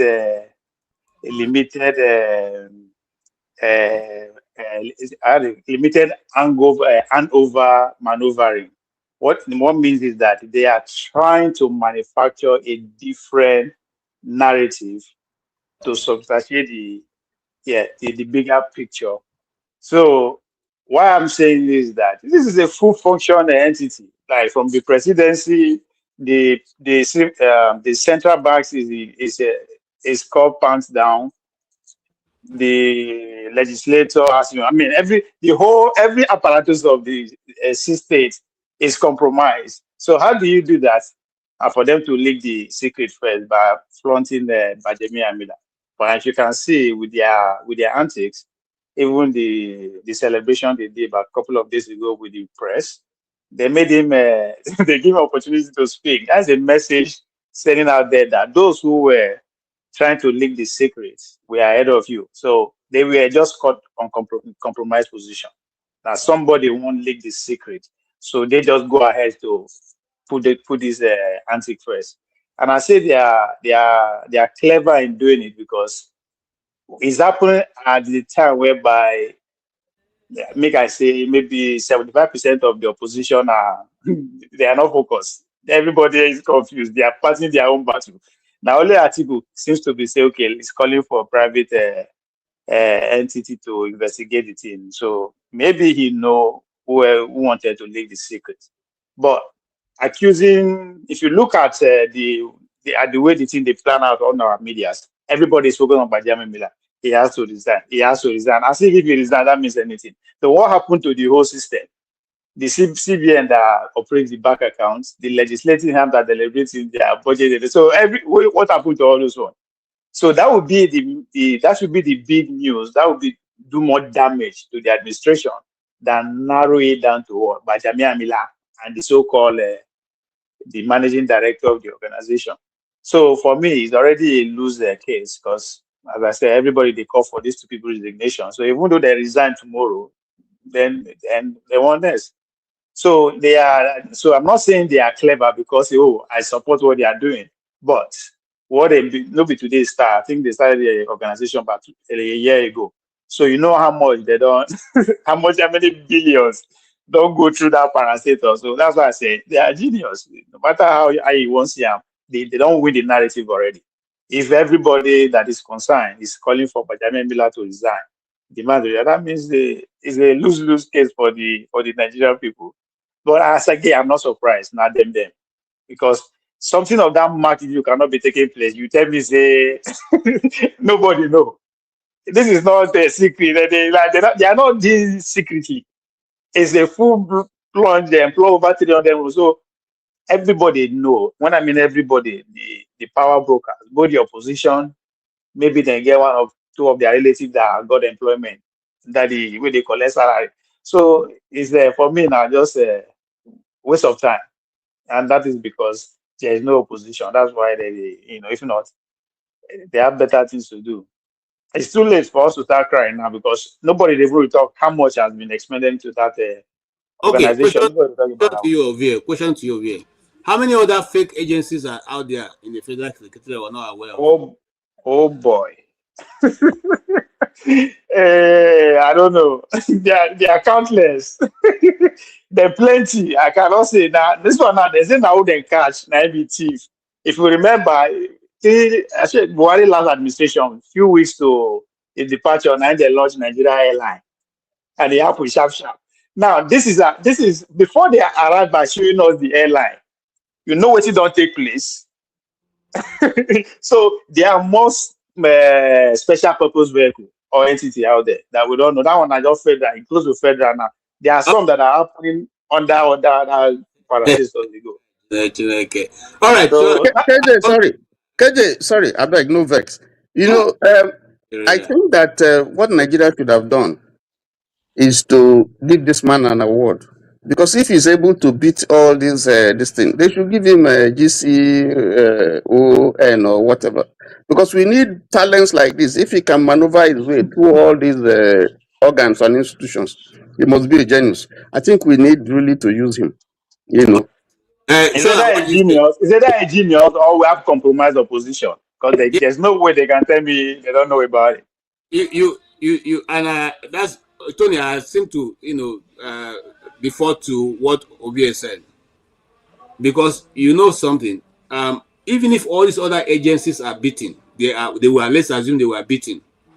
The central bank is supposed, yes, is forensically look at every document that you send to them, and they could not do this on this case. No, there must be an insider, but maybe Sola will have a better understanding. He may have one of his uncles who is inside, and he will tell us how is it done. So Sola, are you aware that this has been going on? I didn't even bring it to our notice. Sincerely, can you hear me? Yes, very clear. Sincerely, I was really pissed off that I was really angry that I wasn't included in the deal, because I was readily available, to also be part of it, because I mean it's a national cake. To me, I refuse to be honest with you, drawn into this, because the way I'm going to take it is really going to be very different, because I think as a Nigerian, there are some certain things that we need to look at critically. And if this scandal does not cause a holy anger amongst Nigerians, and this guy is voted in 2027, and the only way we can know is if the people cannot and will not defend their vote, not through war or whatever, but stand there, let them count it, and defend this vote. My brother, I don't see any redemption. I mean, I don't see any redemption anyway. And that's where I'm always against forefathers. So I think it is wrong. And like you guys have alluded, there is no way. And I mean, I was listening to Charles, he say, or something from Arise TV, and when he invited 3 people, and even the APC guy that he invited, the guy could not even, his word doesn't make sense. He couldn't defend it because it's indefensible. Just button. My wife was asking me, is this APC guy a small boy that he doesn't know how to talk? I said, I don't know. She are hearing him. He wasn't the point. He couldn't even defend it. Yeah. And you look at it, and even Charles was really angry. I mean, the way he was talking, he just moved away from him. And we need to all look at this and say, look, if this thing happened, and everybody knows, even there was a guy that I think the NDC guy even said, even Arise News cannot open an account with CBN of Nigeria.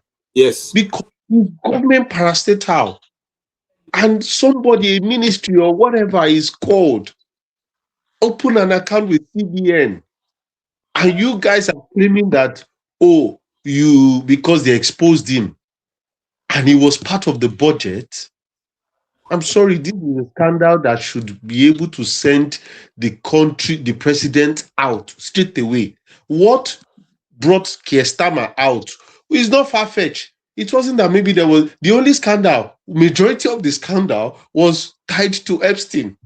I mean, it is absolutely preposterous. The only way this thing can happen is either it's happening in Nigeria or more or less is currently happening under Donald Trump. Currently. So that's the only two places I know that it will happen, and more or less they'll go away with it. And any other fascist or more or less, dictatorship countries. So, but for me, I believe Nigerians should look at this and take away all ethnicity bias. I think the other man that was talking about, countries and stuff, he made some very, very good points in which I agreed. That if we don't move from this ethnicity, this religiousness, and I find it absolutely annoying. I'm sorry. I mean, it's not simply because of Pastor Adebo. I'm a Christian, but I'm not those kind of Nigerian brainwashed Christians. I mean, how can you even? Pastor Adebo was saying Donald Trump is my friend. Donald Trump don't like you. He hates the God of the blacks. He hates Nigeria. He hates Africa as a whole. Because you're in the US, you are saying, oh, Donald Trump, my friend Donald Trump. And I look at him and I said, Baba, do you even know what you're talking about? And I find it that, I look at it during Jonathan's time. This is the same man that will carry placard and was walking. Does this thing not anger us as a nation? We put everything bias. Oh, he's a Yoruba man. Because he's an Igbo man that is there. Okay, he's from South. Oh, the country is not working. We all go because we are Yoruba. The whole Yoruba people, we move. Oh, he's an Hausa man. Oh, the whole people we carry, we move. Oh, because he's a... When are we going to get out of this? That's the question.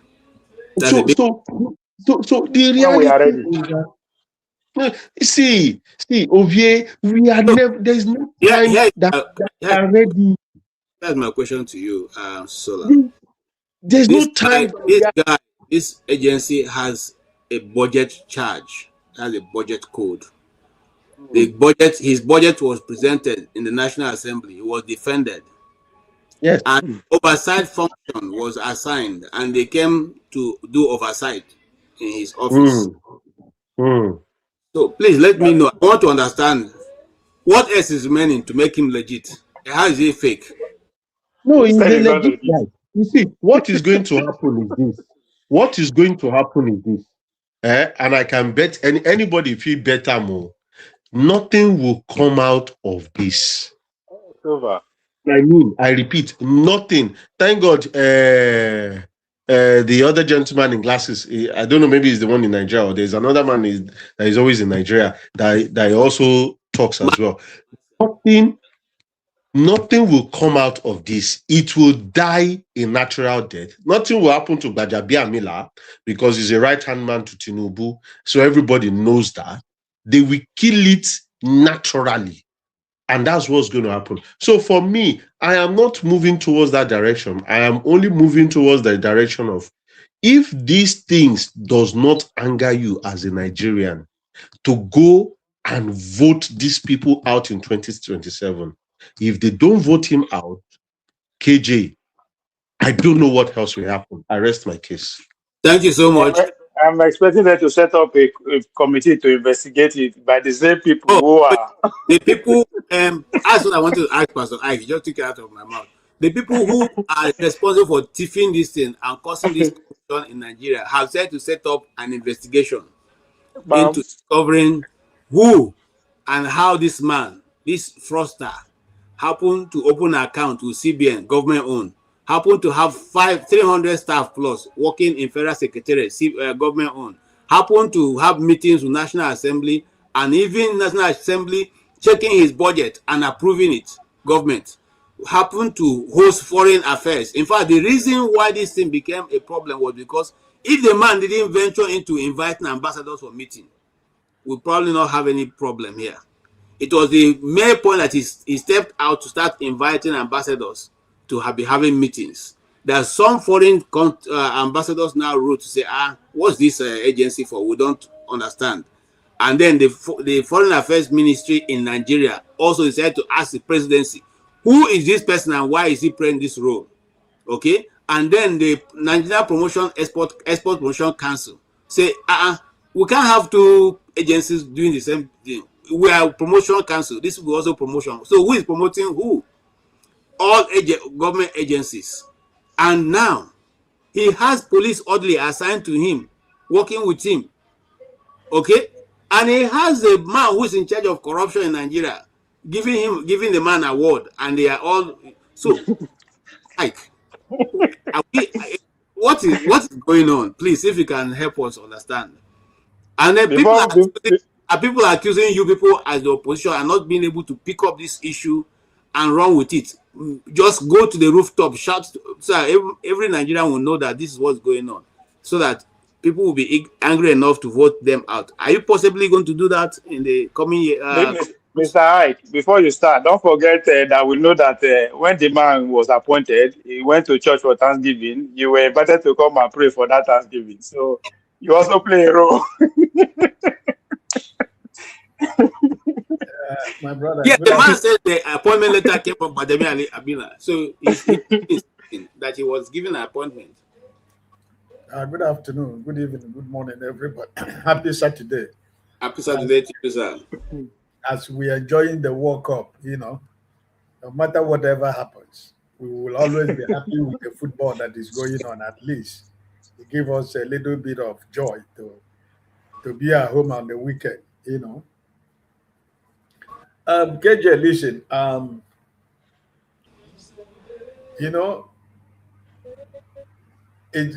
one of the things that whenever my brother forefathers come here to preach, begin to this preaching of Nigeria, stay home and rebuild your country, and why are you becoming slave to the white man? You're becoming a slave to the white man. He will display data of North Korea with Nigeria, all these daughters of where he's bringing his data,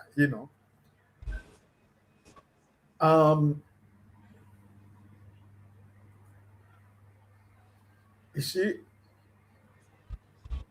there has never been any consequences of anything in Nigeria before.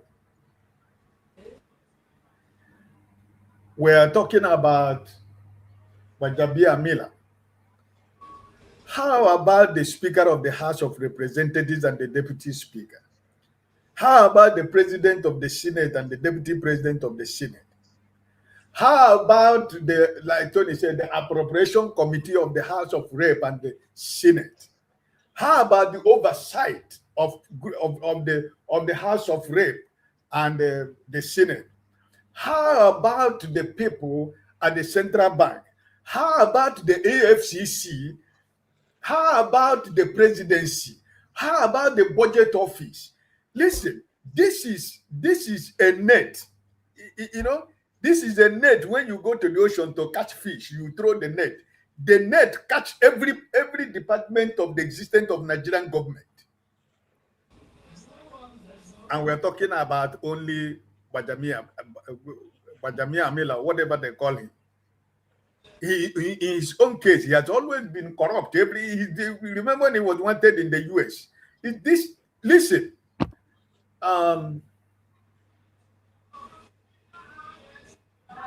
if we are living in a normal society,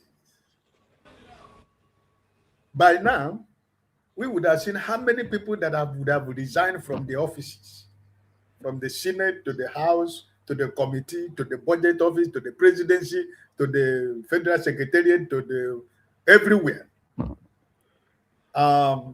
It's only in your country, Nigeria, that the federal secretariat will have an organization that the government of the day said that they don't know anything about that organization.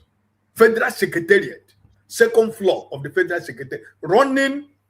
And remember, when we were talking about the budget, I learned yesterday the starting fund this organization had was 25 billion. Starting fund, not the budget. But when you start an organization, the starting fund he received was about 25 billion. And up to today, this afternoon, where in my beautiful island is about 20 minutes after 4 in the afternoon, nobody has resigned. Nobody has been arrested. Nobody has been questioned. No offices have been sealed by EFCC. EFCC, they say, are culprit to the crime. So it is to tell you, those people who come here to tell you, let us go home and let us leave the white man country. Let us stop being slaves. Go back home and rebuild your country. Let us join hands and rebuild your country. I want to bless my brother, Dr. Damages, who told him that he should be able to start. Stop talking. Stop waiting for me. Stop waiting for KJ. Stop waiting for Brother Ike or Tony or go and start your own, right? The orientation agency in Nigeria, you can go there and apply. What is the problem? Should you have to, connect everybody before you know that you want Nigeria to be better? You can decide to quit from London where you live. You can decide to move back to Nigeria completely and start even from your local government. And let us begin to see that way that you want to rebuild that country called Nigeria, that you have the magic wand that is going to transform and change Nigeria in overnight to become a better country.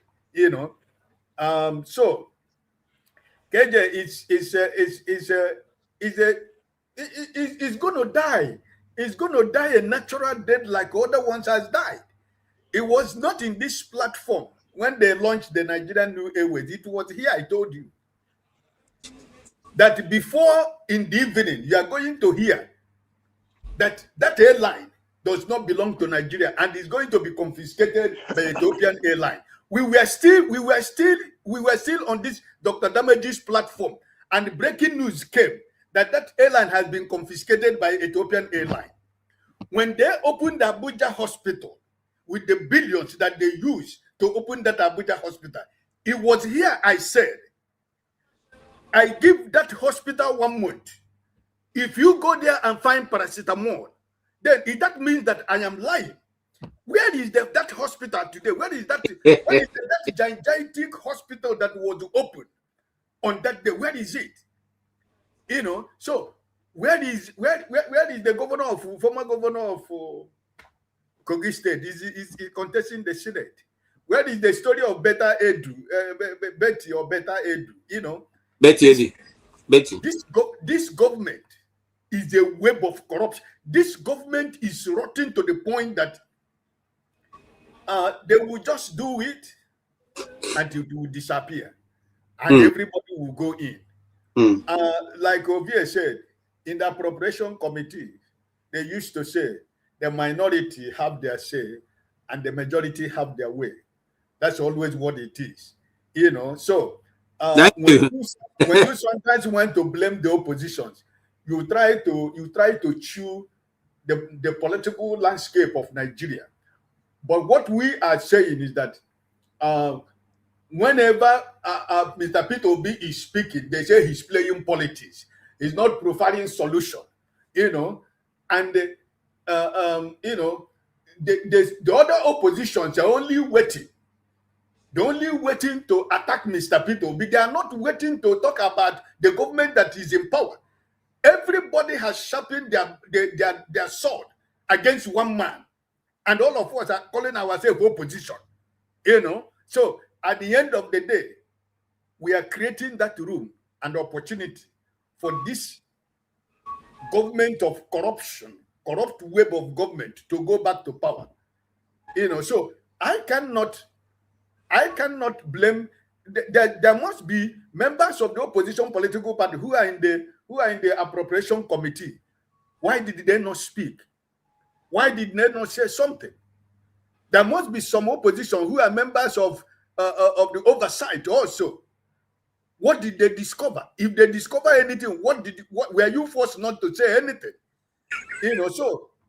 Thank you, Mr. Ike. I agree with your submission totally. I don't know why they have to wait for, has Peter Obi become the headmaster of Nigeria that he must have to speak before the rest of them speak.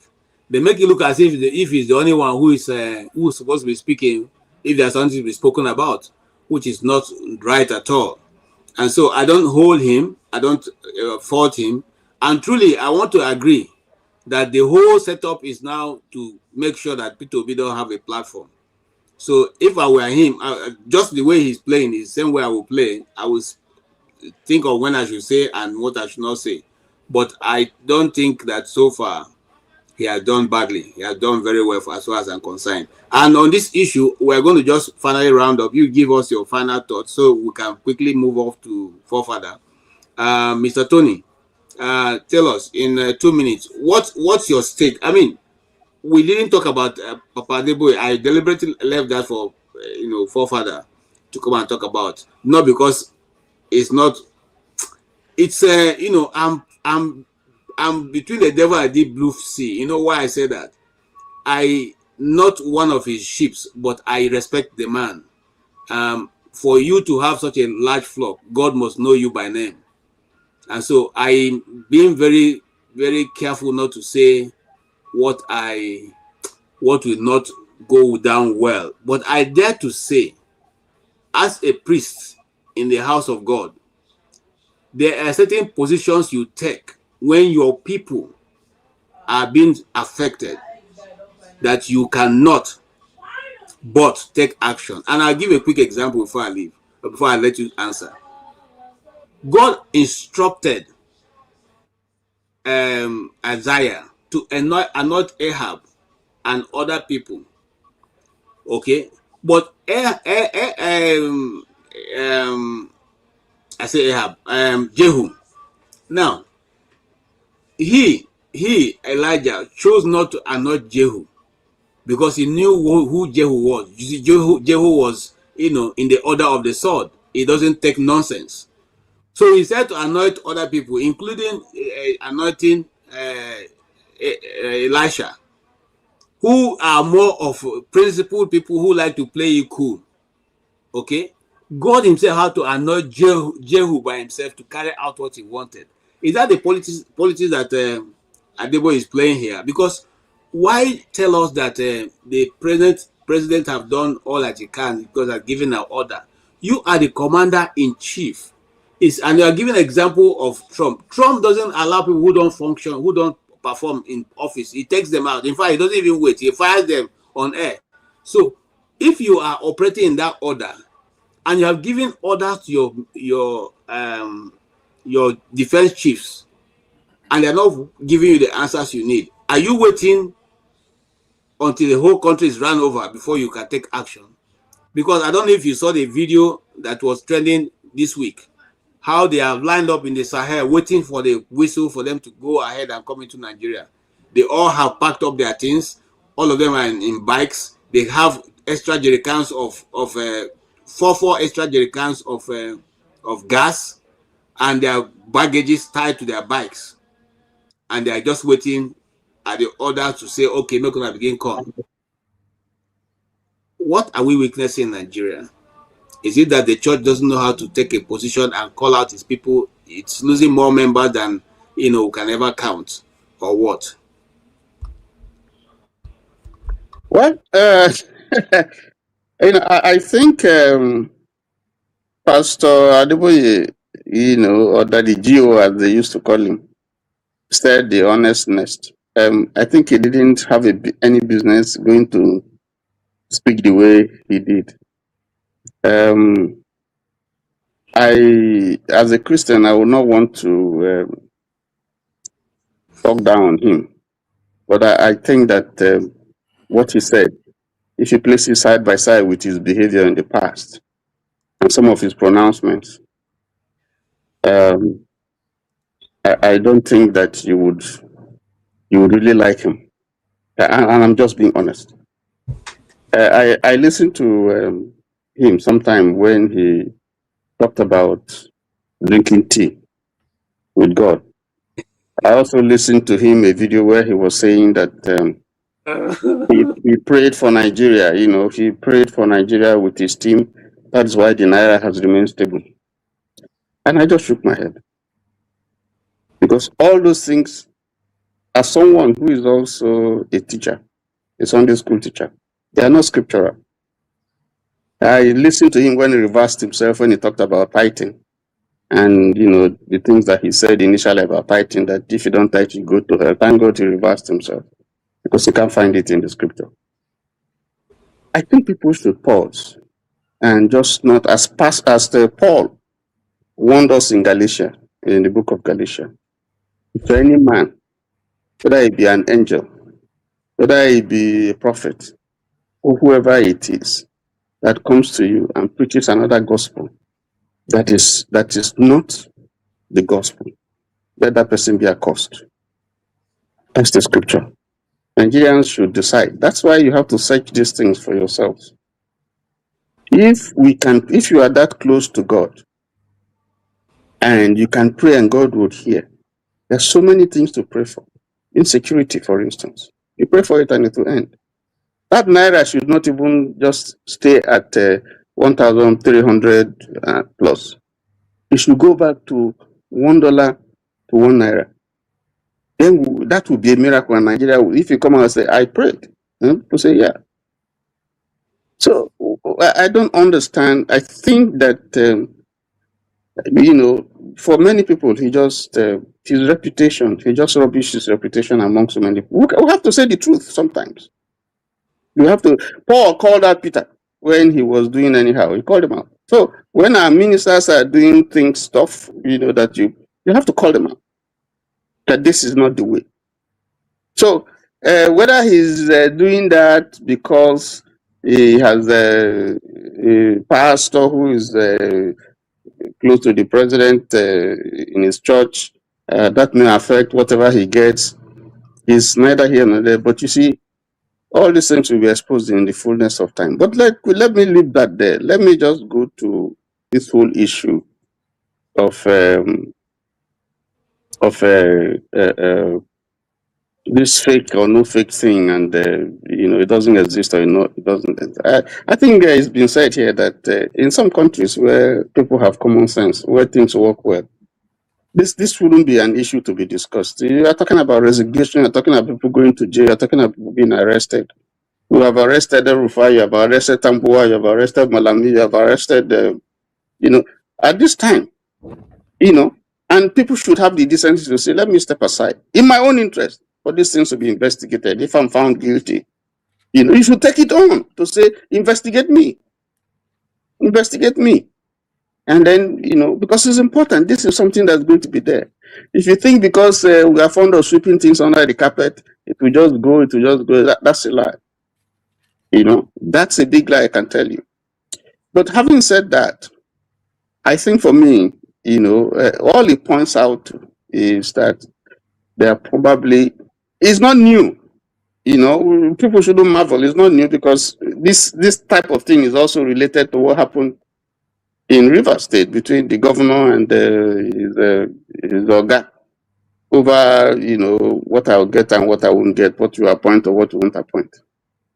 And elsewhere, I don't want to mention that place. We also know that it happens there, and the governor had to lose, couldn't go back to second term because of what you should give me and what you shouldn't give me. So these things are not new, but we have allowed it. And so I agree totally with people who are saying this is not a country. It's not a country. And sometimes I tend to agree with Pa James that boy, I think we should just find another way to end so Israel. That's my contribution. Thank you so much. Oh yeah, yeah. What do you say? And I think within the happen, especially this week, is revealing. When people like me talk about the system, people that don't understand say we are conspiracy theories. Because now they make us focus on Tinubu. Oh, we don't know who he is. He's a drug dealer. This. But in the midst of all that, a full ministry was established. That says a lot about the man in charge. That means he's totally in control of the system. You overwhelm the system for something like that to be happening at every level. And not be saying that Nigeria leak the secret from the information that is available on IMF leak the secret that that ministry, that particular entity has amassed over 8 trillion naira. So now when we talk about system, we talk about not just the people who vote for, even the captain of industry, all these billionaires and Dangote, the bureaucrat operators, all this way, the head of this, head of that, they all work in sync. The religious leaders, Adebayo is as important as the president himself, even if not more important. And I'm saying this because when he come out to support Tinubu, no be Abuja in Titokam, they Ota, they anywhere. It was in DC. What does that tell you? That the war against Christian genocide, if there's anything like that, has been won. And you have to give Tinubu his credits. We might not like him. We might not like him. Because what the Christian genocide, with everything that is happening, those are serious things that threaten the country or his administration. But for some reason, he held it together. However, we don't know the agreement way inside. However, detrimental is that. But one thing is that he keep everything steady going. So for it to take an outside whistleblower to bring this up says a lot about how much of a control he has over the system. So if the religious leaders are with him, the Dangotes, the Tudelos, Lumelo, I'm with him because they are not saying anything, right? We know Medolu, Lumelu, when he hit them hard, then they come out to talk. So for them to keep quiet, that means everything is working according to plan. When Tinubu come out, say he has stabilized the economy and people are flourishing, I understand say every Nigeria will get hungry. But they always talk calm. At that level, they are not talking to you. Whether we like it or not, for the big business guy, the economy don't stable, their wealth is doubling. These are facts. Those people will be billionaires. And the people are getting poorer. So when they speak at that level, he's talking to his clients. So we would expect say in the other overstated things, in the underrated, has nothing to do with us. I said it here. If you don't have the national presence, you don't have any business weighing about the presidency. Focus on your state. Politics is local. If you cannot influence people in your locality, now Abuja I won't go move weight. Now I'm saying all this that now system with everybody be in sync. The religious leader, the traditional leader, the head of Agberos, all these are elites because they have the ability to persuade followers, either by threats or by just words of wisdom. These are the people that keep the system working. So when we that's why I always thought this idea of coming on platform, just insult that. Yeah, you always satisfy your emotion at that time, but they move anything. It don't move anything. That is because it's obvious that the CBN is under his control. The legislative man is under every aspect of even those entities that are indirectly linked to that organization that they call into question now. They are also in link. So there is a need for us to look the thing, to criticize the thing holistically. As far as I'm concerned, once somebody don't elect as president, it don't finish. Or let's say those people who are directly invested, they feel them. Once they are quiet, nothing the ordinary people will talk, especially at this point we are not together. And I understand this when Bola Tinubu was declared a winner. Everybody quiet. When I mean everybody, those people who are power brokers in every region. Chimamanda, they write letter to Biden, the verse, say they keep quiet. What do you expect? They wanted him there. Now you go to see it now. Oh, Tinubu no fit go alone. They no fit go Washington. It doesn't matter. Donald Trump don't pack in boys. Say terrorism is good. The Christians are back in there. They live their best life again. Right? Me and you know that nothing has changed. But for them to bring Adeboye to deliver the message, because that wasn't deliberate. It was a full sermon in their presence, just like when Tinubu go London, go to say power is not served by Alakat. He not talking for a village, he talking for the empire state of power. So to me, these are the more things. Once somebody is running for president, look at who are the people around him. Corners then go work. Now nobody they accused Tinubu, nobody that ruined the city, they are accused by Jimmy Amila. Somebody way in a point. It doesn't matter if that guy resign, he go carry on that one put for there again. So we might disagree with this Bola Tinubu government. The truth is that it's in total control of the system.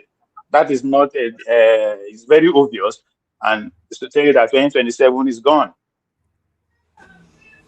Thank you so much, Ovie. Thank you so much. That would have been my last comment, but here is my Oga at the top, Gamaska. Oh yes, I thought you had made your final point. No, But no. It's the last to go here. Let Pascal speak. You then you speak. Yes, Pascal can't hear you. You are muted. Well, if you are going KJ, no wahala, let Mr. Ike speak. Most of the topics, I'm not a big deal on it. I just wanted to wish America well. I think it's a country that is built upon the concepts of hard work. I think the initial intention was good, but obviously circumstances have pushed the country into being an imperialist. But all the same, I think there's a lot that America has brought to the world. People like me, we admire it a lot. But we also know that it is a major problem, especially for the African continent. But be that as it may, on a day like this, I wish all Americans a happy, I don't know whether it's birthday or happy anniversary, happy independence. Whatever it is, I wish them well. That's all. Thank you so much. America is a great nation, whether we like it or not. And I totally agree with you, Maska. I'm also where you stand. There's the good, the bad, and there's the ugly. And we always pray that the good will continue to override all the rest of them. Thank you, Maska. Bro Ike, yes, your final, so that we can quickly go over to Forefather, who has been waiting on the other side. Yes, I will end about Papa Deboye, but what I have here is the word of God, which the man of God preached, and which he is the head of a ministry, head of a church. So I am going to read from the Bible that he reads himself also, and all of us who are Christians read, okay? And I'm going to read from Jeremiah chapter 23, and I'm going to start from verse 20 to 24. That's where I'm going to end. And the Bible said in verse 20, the anger of the Lord will not turn back until he has set in motion and accomplished the thoughts and intentions of his heart. In the last days, you will clearly understand it. I did not send these counterfeit prophets, yet they ran. I did not speak to them, yet they prophesied. But if they had stood in my counsel, then they would have caused my people to hear my word. Then they would have turned my people from their evil way and from the evil of their decisions and deeds. I am God who is at hand, says the Lord, and not a God far away. Can anyone hide himself in the secret places so that I cannot see him, says the Lord? Do I not fill heaven and the earth, says the Lord?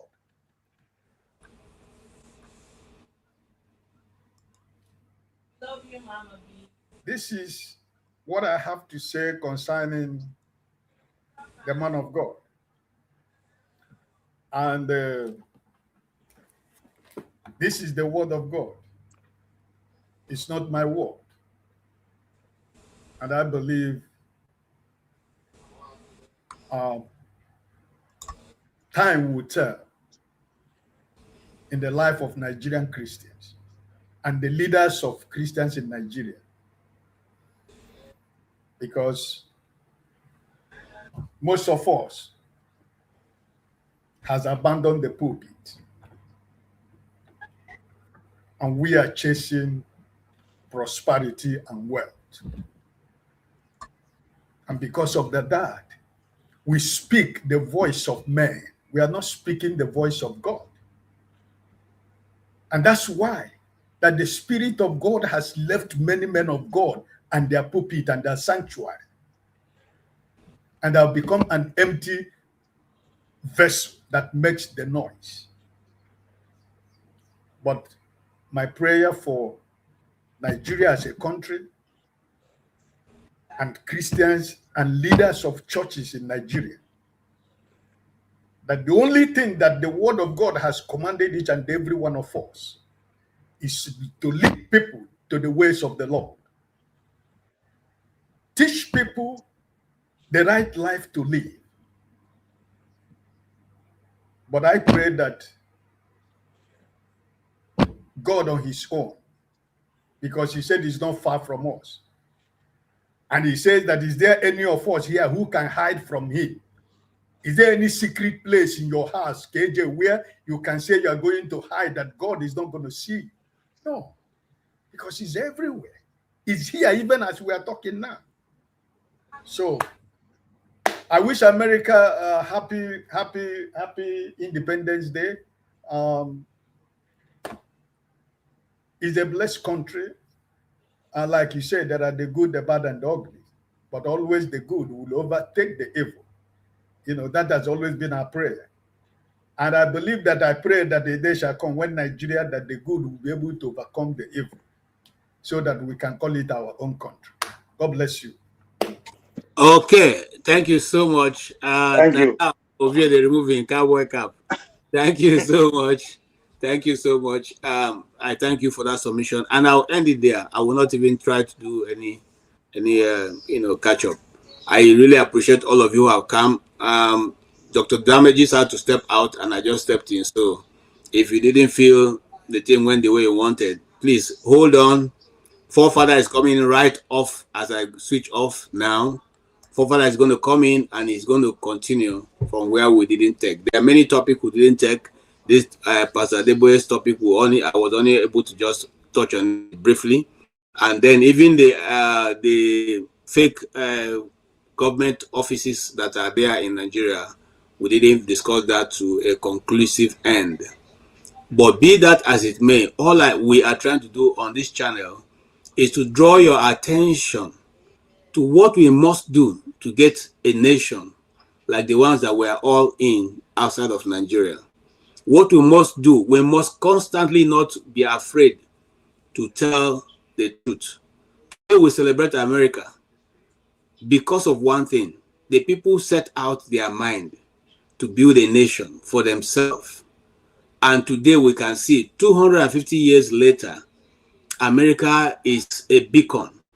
Whether you like America or not, America stands mighty in the affairs of nations of the earth. And if you are in the mind of God and you look on the earth, you will see America also playing a very vital role. And I think that for those who think America, is falling apart, you better think again. This nation is solid, very solid, and is moving straight ahead. So as we pray for America, we pray that the next 250 years will be more blossom and more better than the one they are coming through. Our desire, I've always thought, for me as a person, I know that if America was not on earth, the earth would never be the same. So we celebrate America, we celebrate our flag, we celebrate our people, we celebrate all the help they give around the world. We also celebrate the things they've done that we are not so happy about.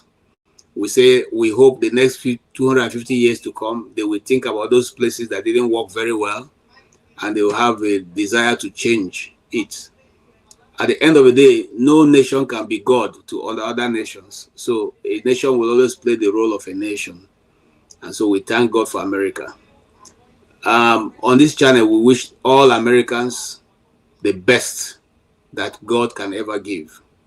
And that's our position.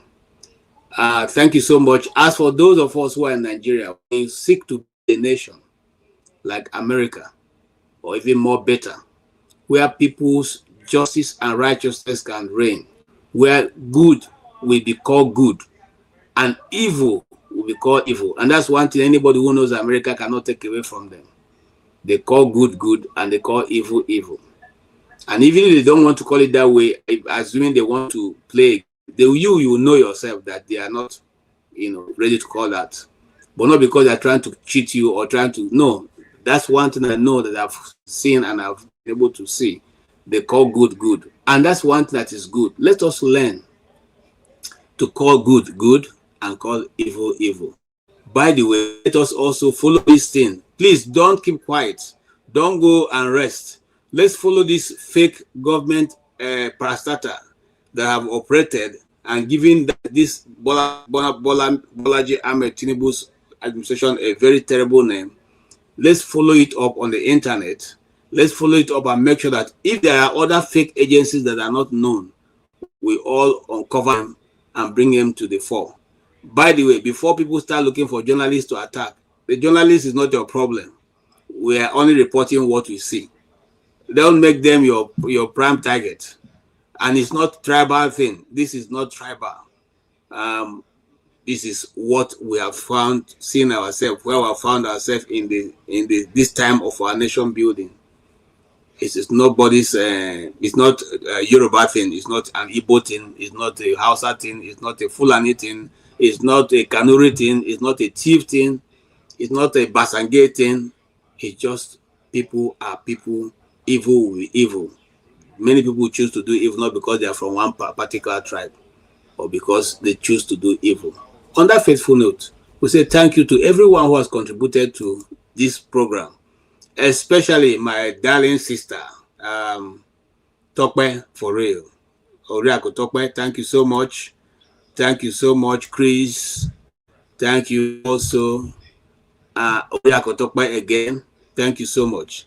Thank you also, my friend Kulata. Thank you so much.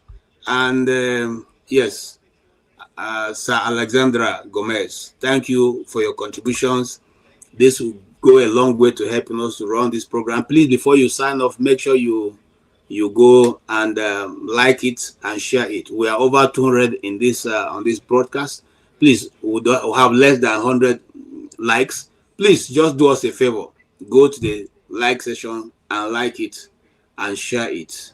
And if you are not subscribed, please subscribe. The subscription is free. We're not charging anybody. Just subscribe so that the program can reach more people. On that faithful note, thank you. And if you are still having a holiday time like I do here, hold on, because Forefather is coming with more fiery, more very argumentative, everything fire.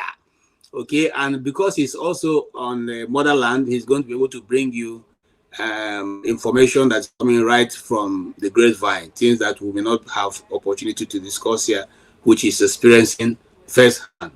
On that, you please do join him as we sign off. Thank you so much and have a great holiday. Thank you so much for watching. Thank you. Have you subscribed? Yes, you. Have you subscribed? You. Yeah, before you go, click. It's free. Click. Just that's it. Have you subscribed? You're laughing. Have you subscribed? Have you subscribed? Thank you. Hey, madam, thank you so much. I can see you. We have to get to 100,000 subscribers. By the end of the year, how are we going to do that if you don't subscribe? Yes, you're about to click off. Why? Have you subscribed? It's free. If you don't, ask your son, ask your daughter how to. Just one click. Thank you. I see you. Aha. Thank you very much. I'll see you tomorrow.